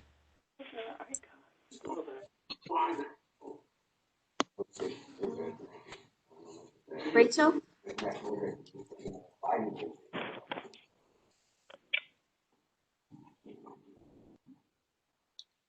Well, maybe not.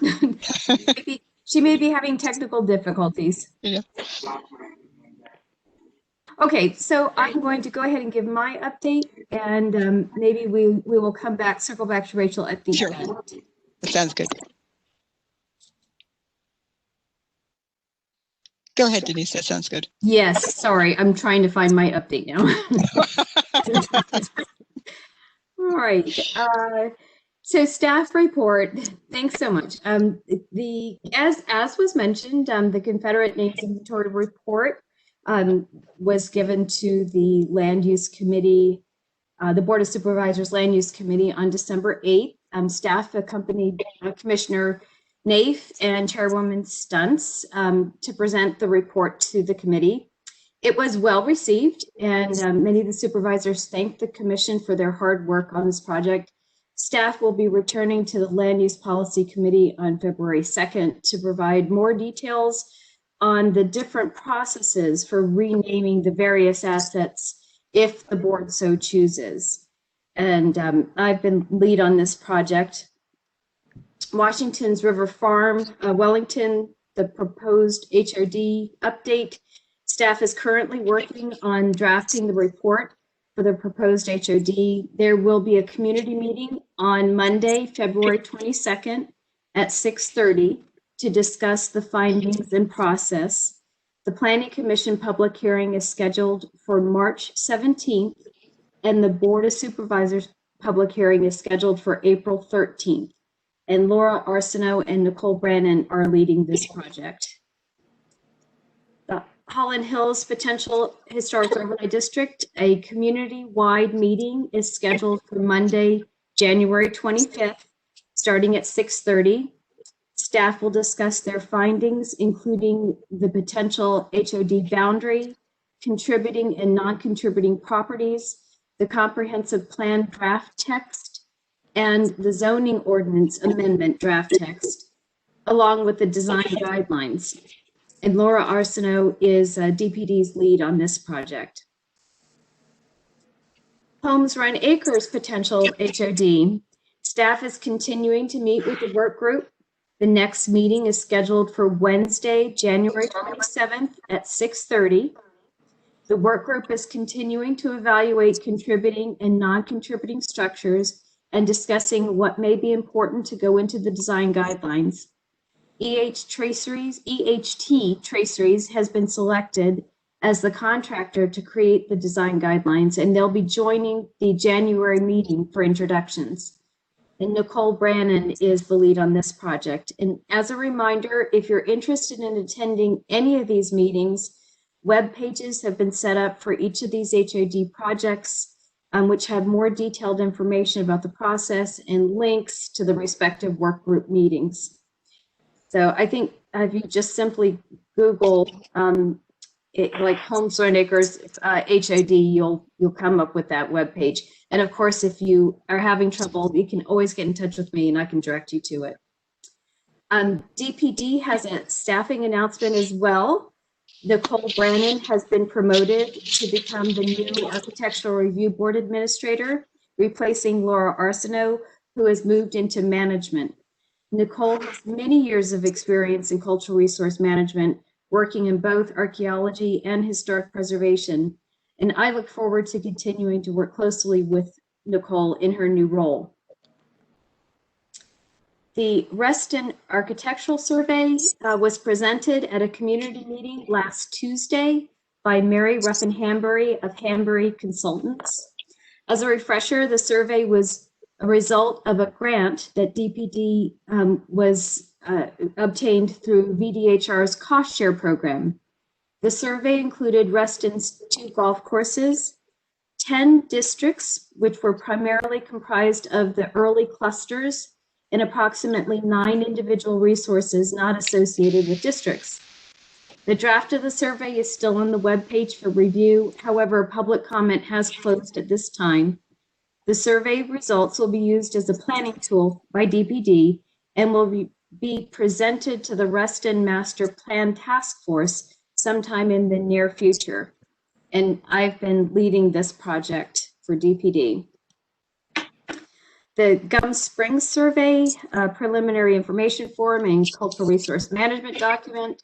Staff has been working with the Mount Vernon Supervisor's Office to form a community stakeholders advisory group to identify and collaborate with potential consultants for the completion of a heritage resource survey and oral histories for the community of Gum Springs. And again, I've been lead on this project. The Pride of Fairfax National Register nomination. EHT Traceries will be completing the National Register nomination for the Pride of Fairfax and Gum Springs. They'll be on site this Friday to document the building, and staff anticipates scheduling a project kickoff meeting with the community in the next month. And I've been lead on this project. And then finally, the first work group session for the county's semi-quincentennial commemoration will take place next Friday, January 22nd at 1:30. The work group is headed by Scott Stroh, the executive director at Gunston Hall, and includes representatives from Visit Fairfax, Mount Vernon Estates, the National Museum of the U.S. Army, George Mason University, the Human Rights Committee, and the History Commissioners Bolova and Lipsy. And I'll be acting as staff for this group. And finally, actually, this is really finally, we've received 2 membership renewals, one for the National Alliance of Preservation Commissions and one for the National Trust. The National Alliance of Preservation Commissions it's $150 for an annual renewal, and that was that actually expired in December, but I'm still on their mailing list, so I'm still receiving things. And then the National Trust expires this month in January. So the National Trust again is $250, and the National Alliance of Preservation Commissions is $150. And thank you. Thank you, Denise. I'm tired listening to all that was covered. Did you want to circle back to Ms. Flynn? Oh, yes, let's try that. Hi, Rachel, are you there? And he got caught. She might be double timing. Yeah, sounds like it. Okay. All right. She can break in at some point if she needs to. Thank you so much. Well, thank you, Denise. I appreciate all that you're doing. With regard to those membership renewals, does anybody on the commission want to do anything about that right now, or is that something? Because I'd like to recommend we renew both. Yeah. If that's a motion, I will second it. Is that a motion, Jordan? Yes, it is. Okay. I figured that was, but just to make sure. Yeah. All right. And it's seconded. Any discussion? I would just say if there's a way to join for multiple years so that we don't have to renew every single year, is that a possibility? I think they do it annually. Yeah, it's been done annually. Yeah, and I'm not sure if we can. Well, yeah, we probably could, but. There's no option on the membership form. I can look into it if you all would like me to. Would you like to go ahead with the annual renewal for this year and look into a multiple year? Okay, thank you. Yeah. Any further questions? So on the motion for renewing the $150 and $250 subscription memberships, all in favor? Aye. Aye. Any nays? And all right, that motion passes then. We continue our memberships. Okay. So Denise managed to figure out how to pronounce semi-quincentennial. We'll start. We'll go on to our committee reports, and we'll begin with Gretchen's report on that. Deb, I think you need to unmute yourself, Gretchen.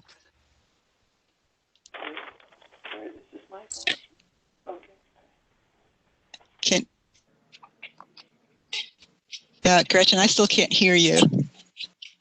Yeah, you're still muted. There we go. Try now.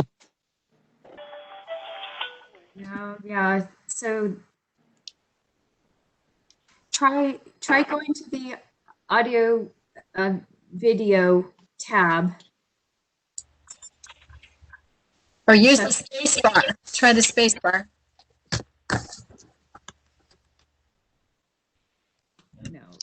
No, you're unmuted. That shows visually, at least, that you're unmuted.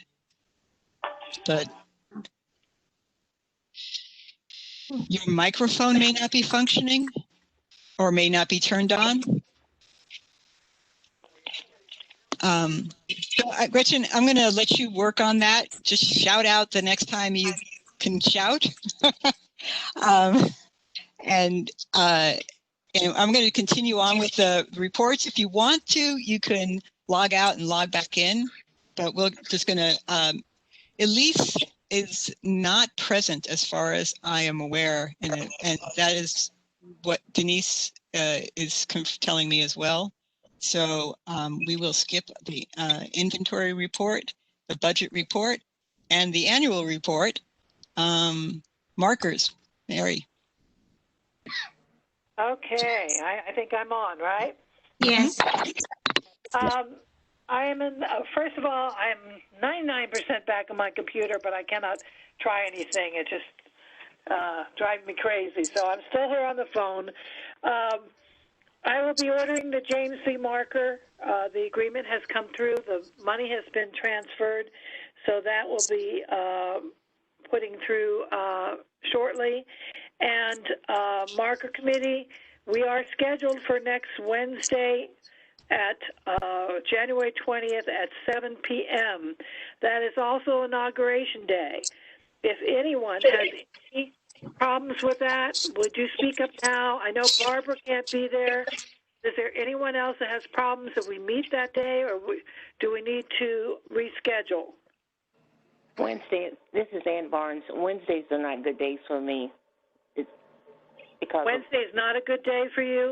No, it's not. Because of my commitment to another organization on Wednesdays.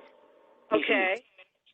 But don't schedule, don't change it on my account. It's just that personally, Wednesdays are not good days for me. Okay. Anybody else? This is Esther. I'm available. Okay. This is Carol Herrick. I'm available. Okay. Phyllis, are you okay with it? This is Phyllis. I'm okay with it. Okay, well, I would say that we've... Okay, I think we have a forum. Elise would be the only one who's not listening. So, Ann, if you have any, or Barbara, if you have any comments, if you would get them to me before the meeting, and I will certainly share them. And so we will go on with at 7 p.m. And Denise, let me know if I need to refill that form for you for the WebEx meeting. No, that won't be necessary, Mary, since you've already filled it out and the meeting was already scheduled and we bumped you very late. Yeah, so this was supposed to be the marker committee meeting tonight. And Mary graciously gave up her spot so we could reschedule this meeting. So we're good. Thanks, Mary. Okay, and I'll just remind the marker committee that with the email, there was a share file which has all the documentation for the marker. And hopefully you'll have time to look at that ahead of the meeting. Okay, so I have nothing else for the marker committee. All right, thank you. And thank you, Mary, for sharing your time with us today in terms of your scheduled meeting time. We do appreciate it. Okay. Esther, ethnic and oral history, anything to report? Yes, Madam Chair, no report. Okay. All right. Bob, resident curator program. Yeah, you know, there's 3 or 4 things here on the list for me to report on, right? We're in reference to the Hannah P. Clark and Yeti House, the Elmore Farmhouse, the Turner Farmhouse, and the Stemson House. But I'm telling you, I'm reading what's here, and I believe that you've already had the report on it. So I don't know that I have more to add, and Stephanie did just a fantastic job at really bringing us up to date. Okay. Are there any questions from anyone? No. All right. Thank you, Bob, for editing down for that like that for us. And bylaws committee. Hi. Yes, for the bylaws committee, I'm scheduling a meeting for February, and I will let Denise know what's next week or so. It's either the 25th of February or the 18th. Those are the 2 dates that I'm looking at. Okay. All right. And Ann, I'd like to join your committee if that's all right. Sure. Okay. I'll let you know. Yeah, you can just loop me into those emails. Okay. Thank you. All right. History conference, Lynn. All right. Hi, folks. Very quick. I have sent out kind of a straw poll, if you will, to committee members today. Since this is the year of African American history, it seemed to me, and obviously many members of the committee, that also be the theme of our history conference this year. So that makes perfect sense in that regard. We'll have some things to talk through, some lessons learned from this last year. And I'd like to suggest, so Denise, if you could capture this date, this coming Wednesday, the 27th of January, for our first meeting. I think if we get some things underway early on this year, that would really help our planning for later on. And I also think maybe we could do a 7 o'clock time frame. Would that work for committee members? That work, folks? Okay. Gesture, yes. Okay, nobody's saying no. That's a good thing. That's a good thing.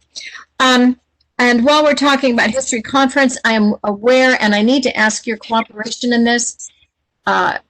Somebody has hacked, and we have some idea of who it might be, into my email.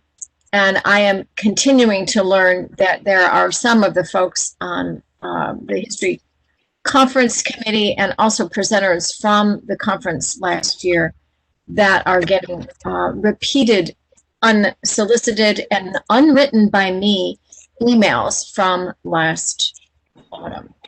I am working with a cybersecurity professional right now to determine the genesis of this. This is clearly a targeted effort.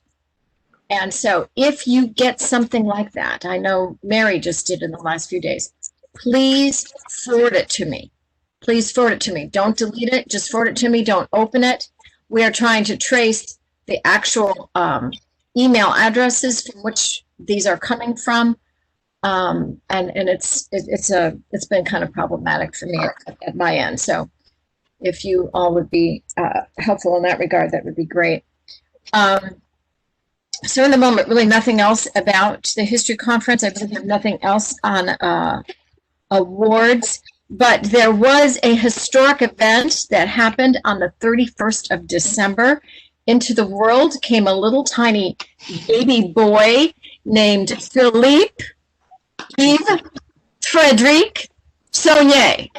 And yeah, he's French. Yay, mazel tov. Great. I'm just thrilled. He's adorable. But I want to circle back because I do want to hear Gretchen say semi-quincentennial. You know, I think that's a new word in our vocabulary. And if we're playing Scrabble or anything, we could like blow everybody else away because think of what you could do with that. Okay. That's it. All right. Yes. Sorry, my system froze for a while. What was the date for the meeting that you were?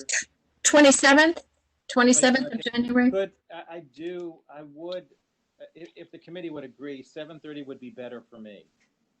I'm fine with 7:30. I'm just trying to help everybody else out. Okay, I don't see any. 7:30 is fine. Okay, we'll do 7:30. Thank you. All right, wonderful. Okay, that's it. Thank you. All right, thank you so much. So Gretchen, do you think you have a voice? I hope so. Yes. All right. I'm sorry, I don't know what happened. Okay, so super fast. So when we are going to talk about the semi-quincentennial report, we're really going to be talking about 3 different things moving forward. So there's the State Commission, the Fairfax County Work Group, and then we will have a History Commission committee. Okay, so I don't want that to be confusing. And as my report, the State Commission virtual commission meeting was held last Friday. The focus of the meeting was discussing key themes for the commemoration. So the group is really working to put together these pillars, these themes, so that we have something to work on at the local level. And the commission also put together a formal work plan, an initial report that was sent to the governor's office before session started, and session started today. We are waiting for the General Assembly to appoint legislators to the State Commission, and then we'll formally begin. Okay. As far as the Fairfax County Work Group, Denise mentioned that, so I won't, but it will be in my written report that I've sent to Winifred. And then as far as the History Commission Committee, I've had some volunteers so that we have our 4 members. So it's myself, Mary Lipsey, Sue Schumann, and Jordan Tannenbaum. So once we get going with the Fairfax County Work Group, then I'll go ahead and schedule a meeting for the History Commission committee. So until that really gets started, I mean, we're really talking about 2026 here. So I don't think it's really like a crisis that we don't have a meeting like next month, right? So we got some time on our hands. And just so you know, the commission itself, the state commission, they've really debated what the years of this commemoration will be. And at the moment, they're following the national commission, which is really 1774 to 1777. So those are the years. And of course, it was a little bit of a fight because we have the Battle of Yorktown in 1781. So what we don't want is commemoration fatigue. And we all know what that felt like with the sesquicentennial, right? Right. So at the moment, we're looking at the 74 to 77 commemoration time bracket. Sounds good. All right. Thank you. Thank you so much for reaching out to those and coordinating at all those different levels. Appreciate it. Lynn, did you want to do an awards report? Or did you have nothing? Thank you for asking, but I had said at the end of my piece that I really didn't have anything in terms of awards. Okay, sorry, I didn't miss that. That's okay. I said it quickly. Cemetery preservation, Mary. Okay. We are still waiting for the county attorney to let us know about a memorandum of understanding, which we were hoping to establish with our nonprofit cemetery association. The other thing is I had been reached out to about the Haley Cemetery, which is near George Mason University, or let's say it's near their athletic building on 123, which has a revolutionary patriot there, or soldier, I believe. I'm sorry, I think he's a revolutionary soldier, which the family who owned the property are willing to sell it or give it, but the question is who to give it to. She was asking about what county involvement could be, and I said, there could not be any county involvement on private property. So I'm advising them how to establish a trusteeship and see what will work out from there. The DAR chapter that has adopted the Summers Cemetery on Lincolnia Road is working about getting a new plaque for Francis Summers, which identified him as a revolutionary soldier, and he is a patriot. And one of those chapter members has gotten approval from the Park Authority to regularly clean up Wakefield Chapel Cemetery. So that's what's happening in the world of cemeteries. All right. Thank you so much. Sounds good. Advocacy, Carol Herrick. Nothing to report. Thank you. All right. Thank you, Carol. Okay. ARB liaison, Elise is not here. I don't know if there's anybody else that can speak to that. Fairfax City, David, are you here? Yes, you are. Sorry. Last night, the Fairfax City Council appointed citizens to serve on a special stakeholder engagement group that will be working on an initiative called Fairfax City for All, learning about Fairfax City's past and connecting it to the future. And this group has representatives from all the different precincts of the city, as well as representatives from Mount Calvary Baptist Church and several targeted neighborhoods that have a lot of Confederate street names. And we went through we sent an invitation to every residence in the city. This was 9,700 residences. And we asked people to look at the website that was created, and if they were interested in serving, to submit an application. We had 88 applications. We did 67 of those persons were invited to participate in group activities. And it was facilitated by the Jimmy and Rosalind Carter School of Conflict Resolution. And we appointed the persons to serve on this. There's no deadline.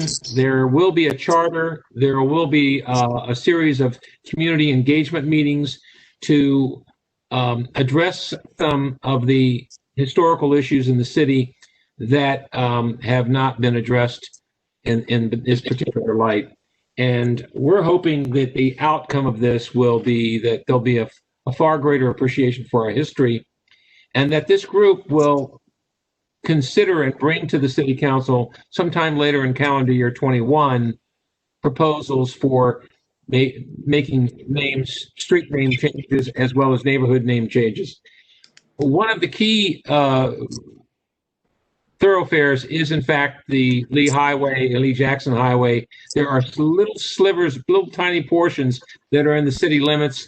We are working collaboratively with Dahlia Palchek and with James Walkinshaw about the portions in our city to make it consistent with whatever might be decided upon by the county. But there's no guarantee of that yet, but that's the goal, that's the objective. Beyond that, we're going to, beyond street names and nomenclature and interpretation, we're going to be looking at something far more fundamental, which has to do with our city's budget priorities and things that we can do in terms of social equity and justice moving forward, and dealing with affordable housing, free public transportation, perhaps, addressing the fact that 1/3 of the children in some of our city schools are on free and reduced meals. So there is a number of things that we may consider from a policy perspective that are not necessarily directly related to the Civil War history, but as an outgrowth of this study and understanding of our history, that we might be able to do some things that are moving towards reconciliation and a preferred future. So that's all I have to say about that right now. We'll see how it turns out. Yeah, it's an exciting undertaking. Okay, thank you. With regard to the website, there's been some discussion among various commissioners. Some have received some calls from the public, comments from the public, and sometimes the public is under the impression that we are in control of the next steps with regard to the Confederate Names project, and we're not. So I'm going to actually place on our website a statement saying that, if there are comments regarding the overall, changes in street names, that those comments be directed to your county supervisor rather than to us. And if you have any, we're also going to send out just a little brief statement that if you wish to use, if you feel like you need to clarify that point, not if somebody's asking you about a street name, like the research that was done, or, hey, do you think, this street has an interesting history, or could you look into the history, to the history of this street? Those sorts of inquiries are perfectly wonderful, and respond to them as you see fit and appropriate. I'm just saying that if someone is asking you about something that you feel is really not part of our responsibility anymore, we do have a little statement that we're going to write up that we can share with you that you can use for that. Okay. With regard to announcements, I have that set up on our agenda beforehand because we are going to finish our meeting in a closed session. We will come out of closed session in order to do our vote, and we'll need somebody to take minutes for that point. But let's just go through announcements. So those can be recorded, and I'm going to start with a sad announcement that we've been informed that Michael Ryerson passed away. I'm not sure exactly when. I'll let Barbara explain further, I think. Okay. Michael has been in ill health for probably over a year, and his son notified me that Michael died on the morning of December 29th. So very sad, but he'd be remembered for all of the things that he did at the Public Authority for so many years. He retired there in 2008 after 35 years. So the contact information, if anybody's interested, he and Michael and his wife lived in Jupiter, Florida. And so there's no obituary, but I'm close to his son, Galen. And so if anybody would like to send a note, I have Galen's contact information. I also, when I passed this on to Linda Blank, she had worked with Michael, of course, and she was interested in making some sort of perhaps a memorial donation. So I've talked to Liz and confirmed that if anybody is interested, they can put something, contribute to the Park Foundation in Michael's name. Okay. So, wonderful. Okay. That's nice. Thank you. Thank you so much, Barbara. Thank you. Huh? Okay. I think we'll just go, just shout out if you have an announcement. We'll just try to regulate the, because especially since I can't go by boxes if the boxes shift on me. Go ahead, David. David, go ahead. Yes, I forgot to mention one. I have two things I wanted to say, but I forgot to mention with respect to this initiative in the city. There are going to be a series of listening and learning sessions. 2 have already been scheduled, and one is on January 28th at 7. It's called Fairfax Courthouse, Crossroads of Conflict. Kim Hollian from the military historian from the Department of the Army will be making this presentation, followed by on February 11th at 7, the Lost Cause and Confederate Monuments and Memory. And this is Karen Cox from the University of North Carolina. And these will be online. You can log in to see them. I'll just send you this information in writing so that you'll have the links. And then anybody wants to participate to listen, I think it would be very helpful. And there'll be a one scheduled moving forward. Good. The other thing that I wanted to mention to you, and I want everybody to take off their commissioner's hats, take off their Fairfax County hats just for a moment. And I know everybody wants to go, but this has to do with putting on your Washington, D.C. hat. As many of you may know, the tidal basin is seriously challenged these days. And the tidal basin is part of West Potomac Park, owned by the National Park Service. And West Potomac Park has been on the National Register of Historic Places since 1973. The retaining walls of the tidal basin are deteriorating, and the Park Service is considering options for this area. And some of the options that have been proposed include removing these walls and allowing the tidal basin to behave like a natural estuary. But this would, some of the proposals that are out there include elevated walkways and perhaps even moving cherry trees and monuments. So it's a rather draconian set of options. Some of those options are rather draconian. I just wanted all of you to know this because this will become controversial. And the tidal basin as we know it, with the walls and the bridge, were constructed in early 1940s.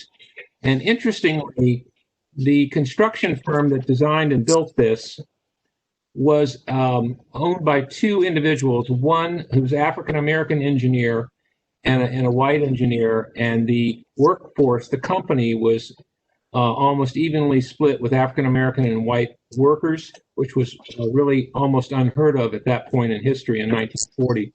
So this is, I just wanted everybody to be aware that the Park Service has these proposals out, and they're pretty avant-garde and would fundamentally change the whole nature of this part of the National Mall.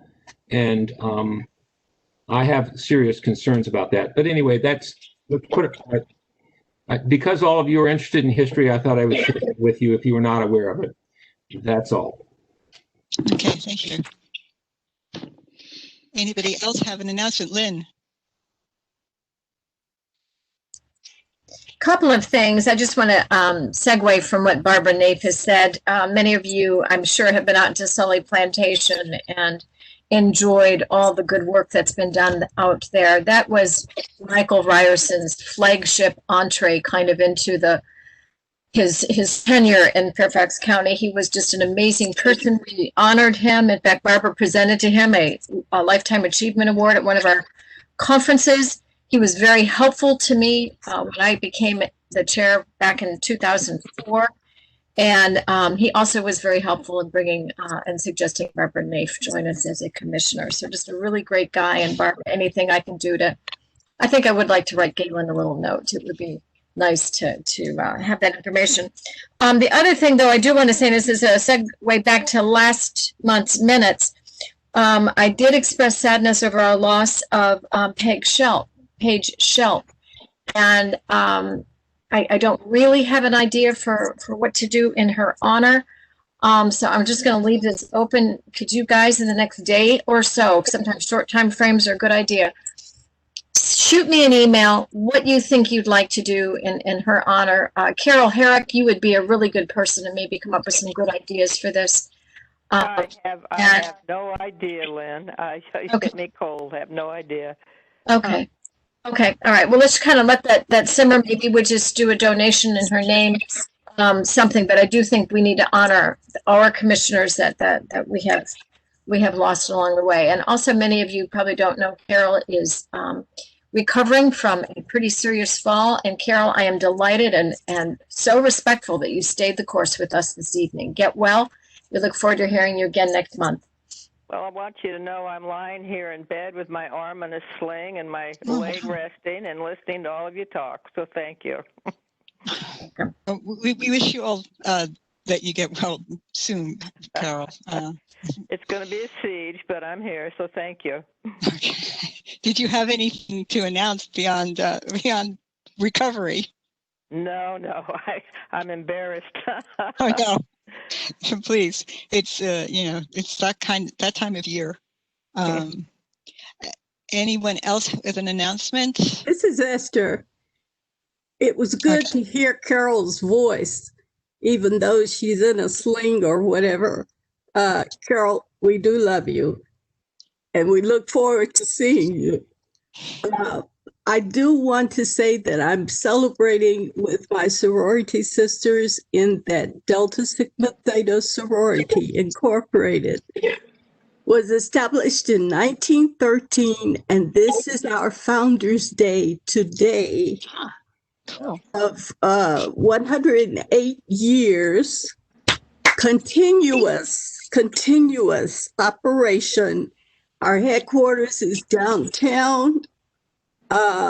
And we still have projects. In fact, we had people on the Hill debating and voting today.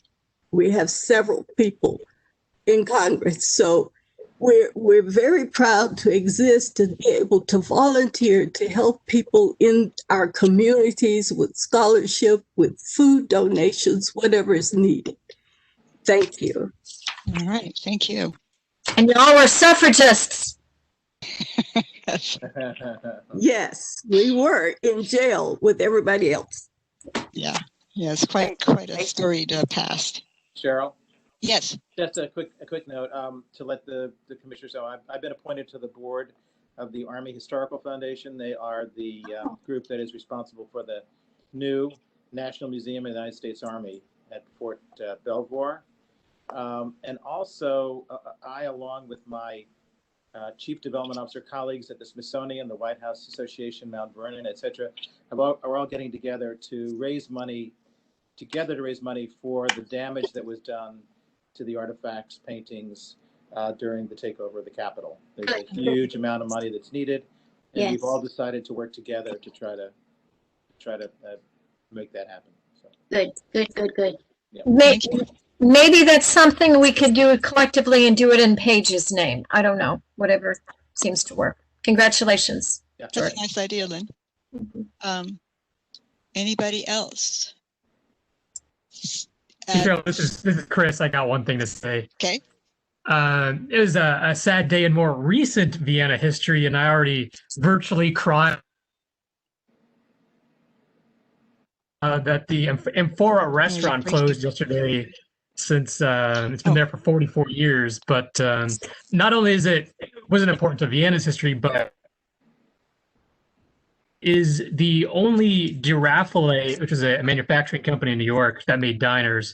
It's the only Girafale diner in the state of Virginia, and actually the only one in existence south of the Mason-Dixon line. So it's going to be for fans of roadside America. It's the sad loss because it's being torn down for condos, but it's still in that range of where it's kind of new, nobody really appreciates it, but it's a pretty neat structure. So just wanted to commemorate it here at the meeting. I'm sorry, Chris, I couldn't hear. You cut out which restaurant? Amphora restaurant. It's been there since 1977. Yes. Operating restaurants since 1960s there in Vienna. Yeah, I remember all the pieces being brought in. Yes, and a location in Herndon, I suppose, is closing too. Not necessarily. It could just be the hot real estate in Vienna. That's a hot corner. Okay. Anybody else with announcements? Steve or Anne, or I can't see you waving, so you'll just have to shout out. None for me. Okay. I'd like to commend our chair. She's doing a beautiful job. Yes, here. There's no learning curve here. Just keep doing what you're doing. we just need to keep plowing ahead for this one, at least tonight. Anybody else? Thank you very much. Ms. Flynn, did you have anything to say? Are you with us at all? I don't know. Okay. I think that there must be something that called her attention, and she's logged on and is, as I said, multitasking. But I've texted her to let her know that we're going to have to go into closed session. So all guests will be expelled from the meeting in just a few moments. Thank you, Cheryl. Thank you. Yeah. So that is, if there is no further announcements, we are going to go into closed session, and we are going to ask that anybody who is not on the commission, including our clerk, to log out. But before we do that, I do need to make the motion to go into closed session. We want to thank our guest for attending. Yes, please. Thank you, Ms. Flynn, and the other public guests whose names I don't have available to me for attending if they are still on. We appreciate that. And we hope that you found the evening edifying. So I think I need to pass the virtual gavel to Lynn in order to be able to make this motion again. Okay, got it. I move that the History Commission go into closed session pursuant to Virginia Code Section 2.2 3711 A1 for the purpose of discussion, consideration, or interviews of prospective candidates for employment, assignment, appointment, promotion, performance, demotion, salaries, disciplining, or resignation of the clerk of the Fairfax County History Commission. The subject matter to be discussed and considered are the salary and consideration for the current clerk. And do I have a second? I second. This is Esther. Please excuse me, I'm sorry. There are still people that are in the meeting that do need to leave at this point. Winifred, that would be you. Winifred? And Chris? Yes, I'm sorry, Chris. And Rachel? Rachel and Liz. Thank you so much. I'm sorry to ask you to do that. Okay. Actually, I assumed that we would do that after we actually took the vote, because I thought if we're going into closed session, we once we vote, we'll be in closed session and nobody should be there. So okay. So, Denise? Yes. Well, will the attendees draw? Well, I'm trying, so not the attendees, everybody who was logged in, who was not a commissioner has left. What do you want to do with Rachel Flynn? I cannot get her out of the meeting. Okay. So Can you put her in an isolation room, like where she keeps here? If I do that, though, it isolates the people on the line. Awkward. And then they can't hear us, the people that have called in. Oh, so we lose Steve.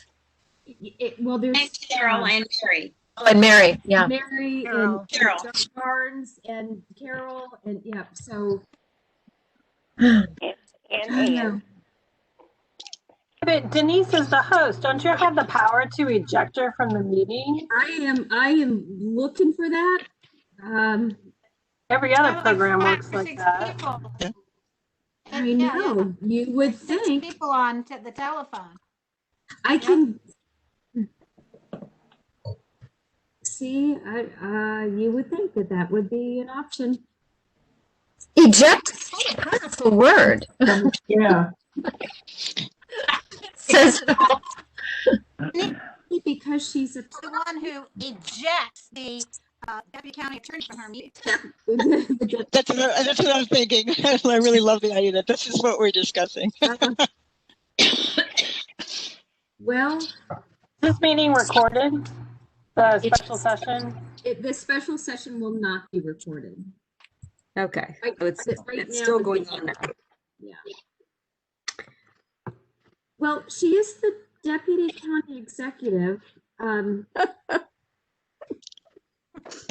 think we have a little choice but to continue. Okay. And I think we can, there's some reliability factors there that if anything is confidential, she will maintain that level of confidentiality given her title. Thank you. Okay. All right.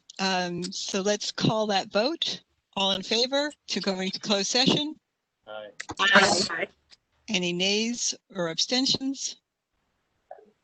All right, motion passes, and we are now in closed session. So Denise, please end the session. And then Barbara, if you would mind making your motion for the record. All right. I move that. No, Barbara. Once we come out of closed session, so I have to do. Oh, okay. I have to do I have to say the magic words first, and then you can do it. Being recorded, so we're ready, I think. Okay, and Lynn, I don't know if I've taken this back and forth a few times, but you now technically have this the gavel, and I am going to move in accordance with the Virginia Code Oh, sorry. We have to come out of closed session. We are now recording. Are we recording, Denise? So yes, the red dot's up there. Okay. Oh no, that was Lynn. Denise, for sure. I don't see what Lynn is saying. The red. Oh, that. Now I see connected. Yes, that means recording. Okay. All right. So, in accordance with the Virginia Code, section 2-2-2. I'll get these right one of these days.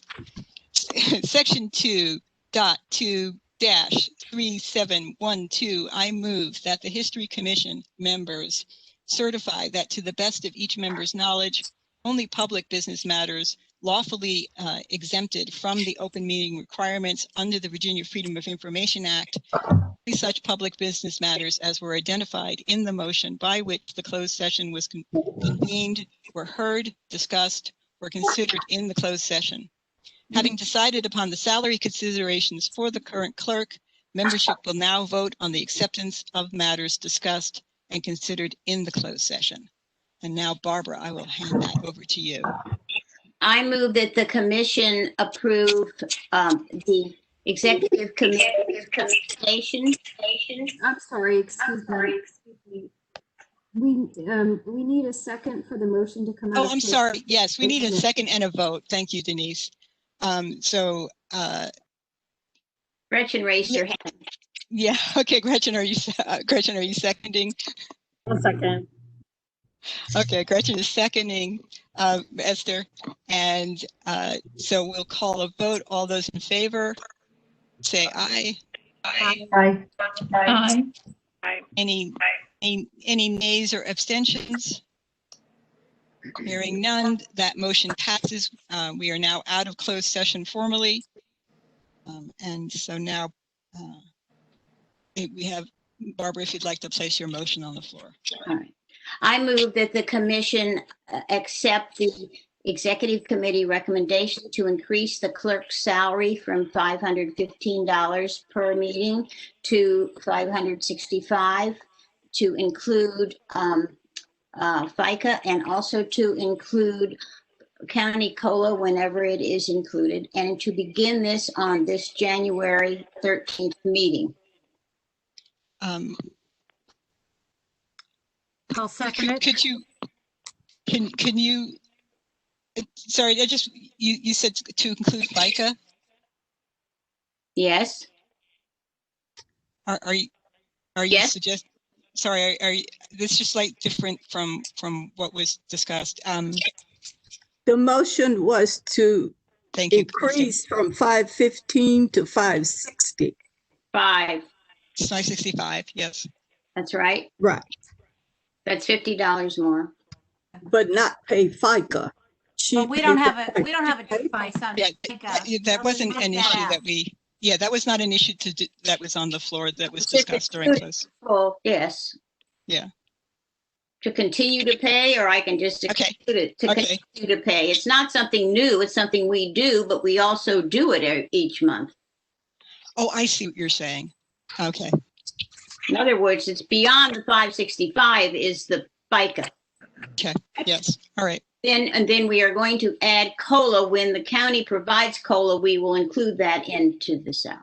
Okay. Thank you. That clarifies it, Barbara. I'm sorry. No, that's fine. Okay. Does anyone second? I second. Who was that? I think it was Barbara Jordan. Peters. Yeah, I defer to whoever came. Okay. Third. Okay. Who did you defer to? Barbara Peters.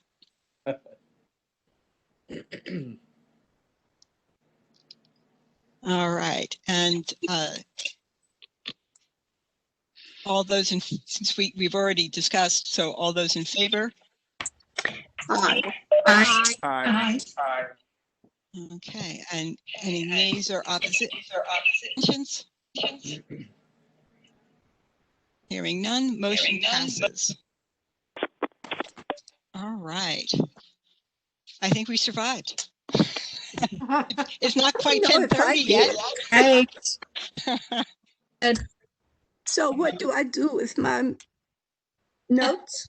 So send them to me, and I will forward them to Winifred, and that'll be something that she can append to her minutes, and then she can decide whether or not weird. It's Do I sign this portion because it was closed session? The closed session notes would not be appended to the minutes. It would only be the motion that was made out of closed session. Yes, that's all I was referring to, Esther. I think you understood that. Yes. No, it's just the motion. Yeah. And so who's going to alert Wynn to this opportunity? How is that going to happen? Sure, would that be you? I would assume it would be me. Or Denise, maybe you guys. No, it should be the chair. It should be the chair. So yeah, no, I will inform her, and and we'll see. And get back with us, because if we do have to make a pivot here, I think we should get on topic as soon as we can, and try to be part of the solution as well as we can. She's been waiting for an answer for a while now, so I'm sure she will get back to us quickly. Okay. All right. I think we are completed with all the business of the evening, and I can call us adjourned. Yay. Thank you. Cheryl. There we go. Okay. Am I released? You're released. You all can go home. I can go get some of my dinner. Okay. All right. Take care, everybody. Take care. All Okay, right. Bye, everybody. Bye. Stay safe. thank you, Denise. Thank you, Denise. Yes. That was great tonight. Yeah, thanks, Denise, for hanging in with us for so long time here. All right. Take care, everybody. Bye. Good night. Bye-bye. Night. Thank you, everyone, for your cooperation.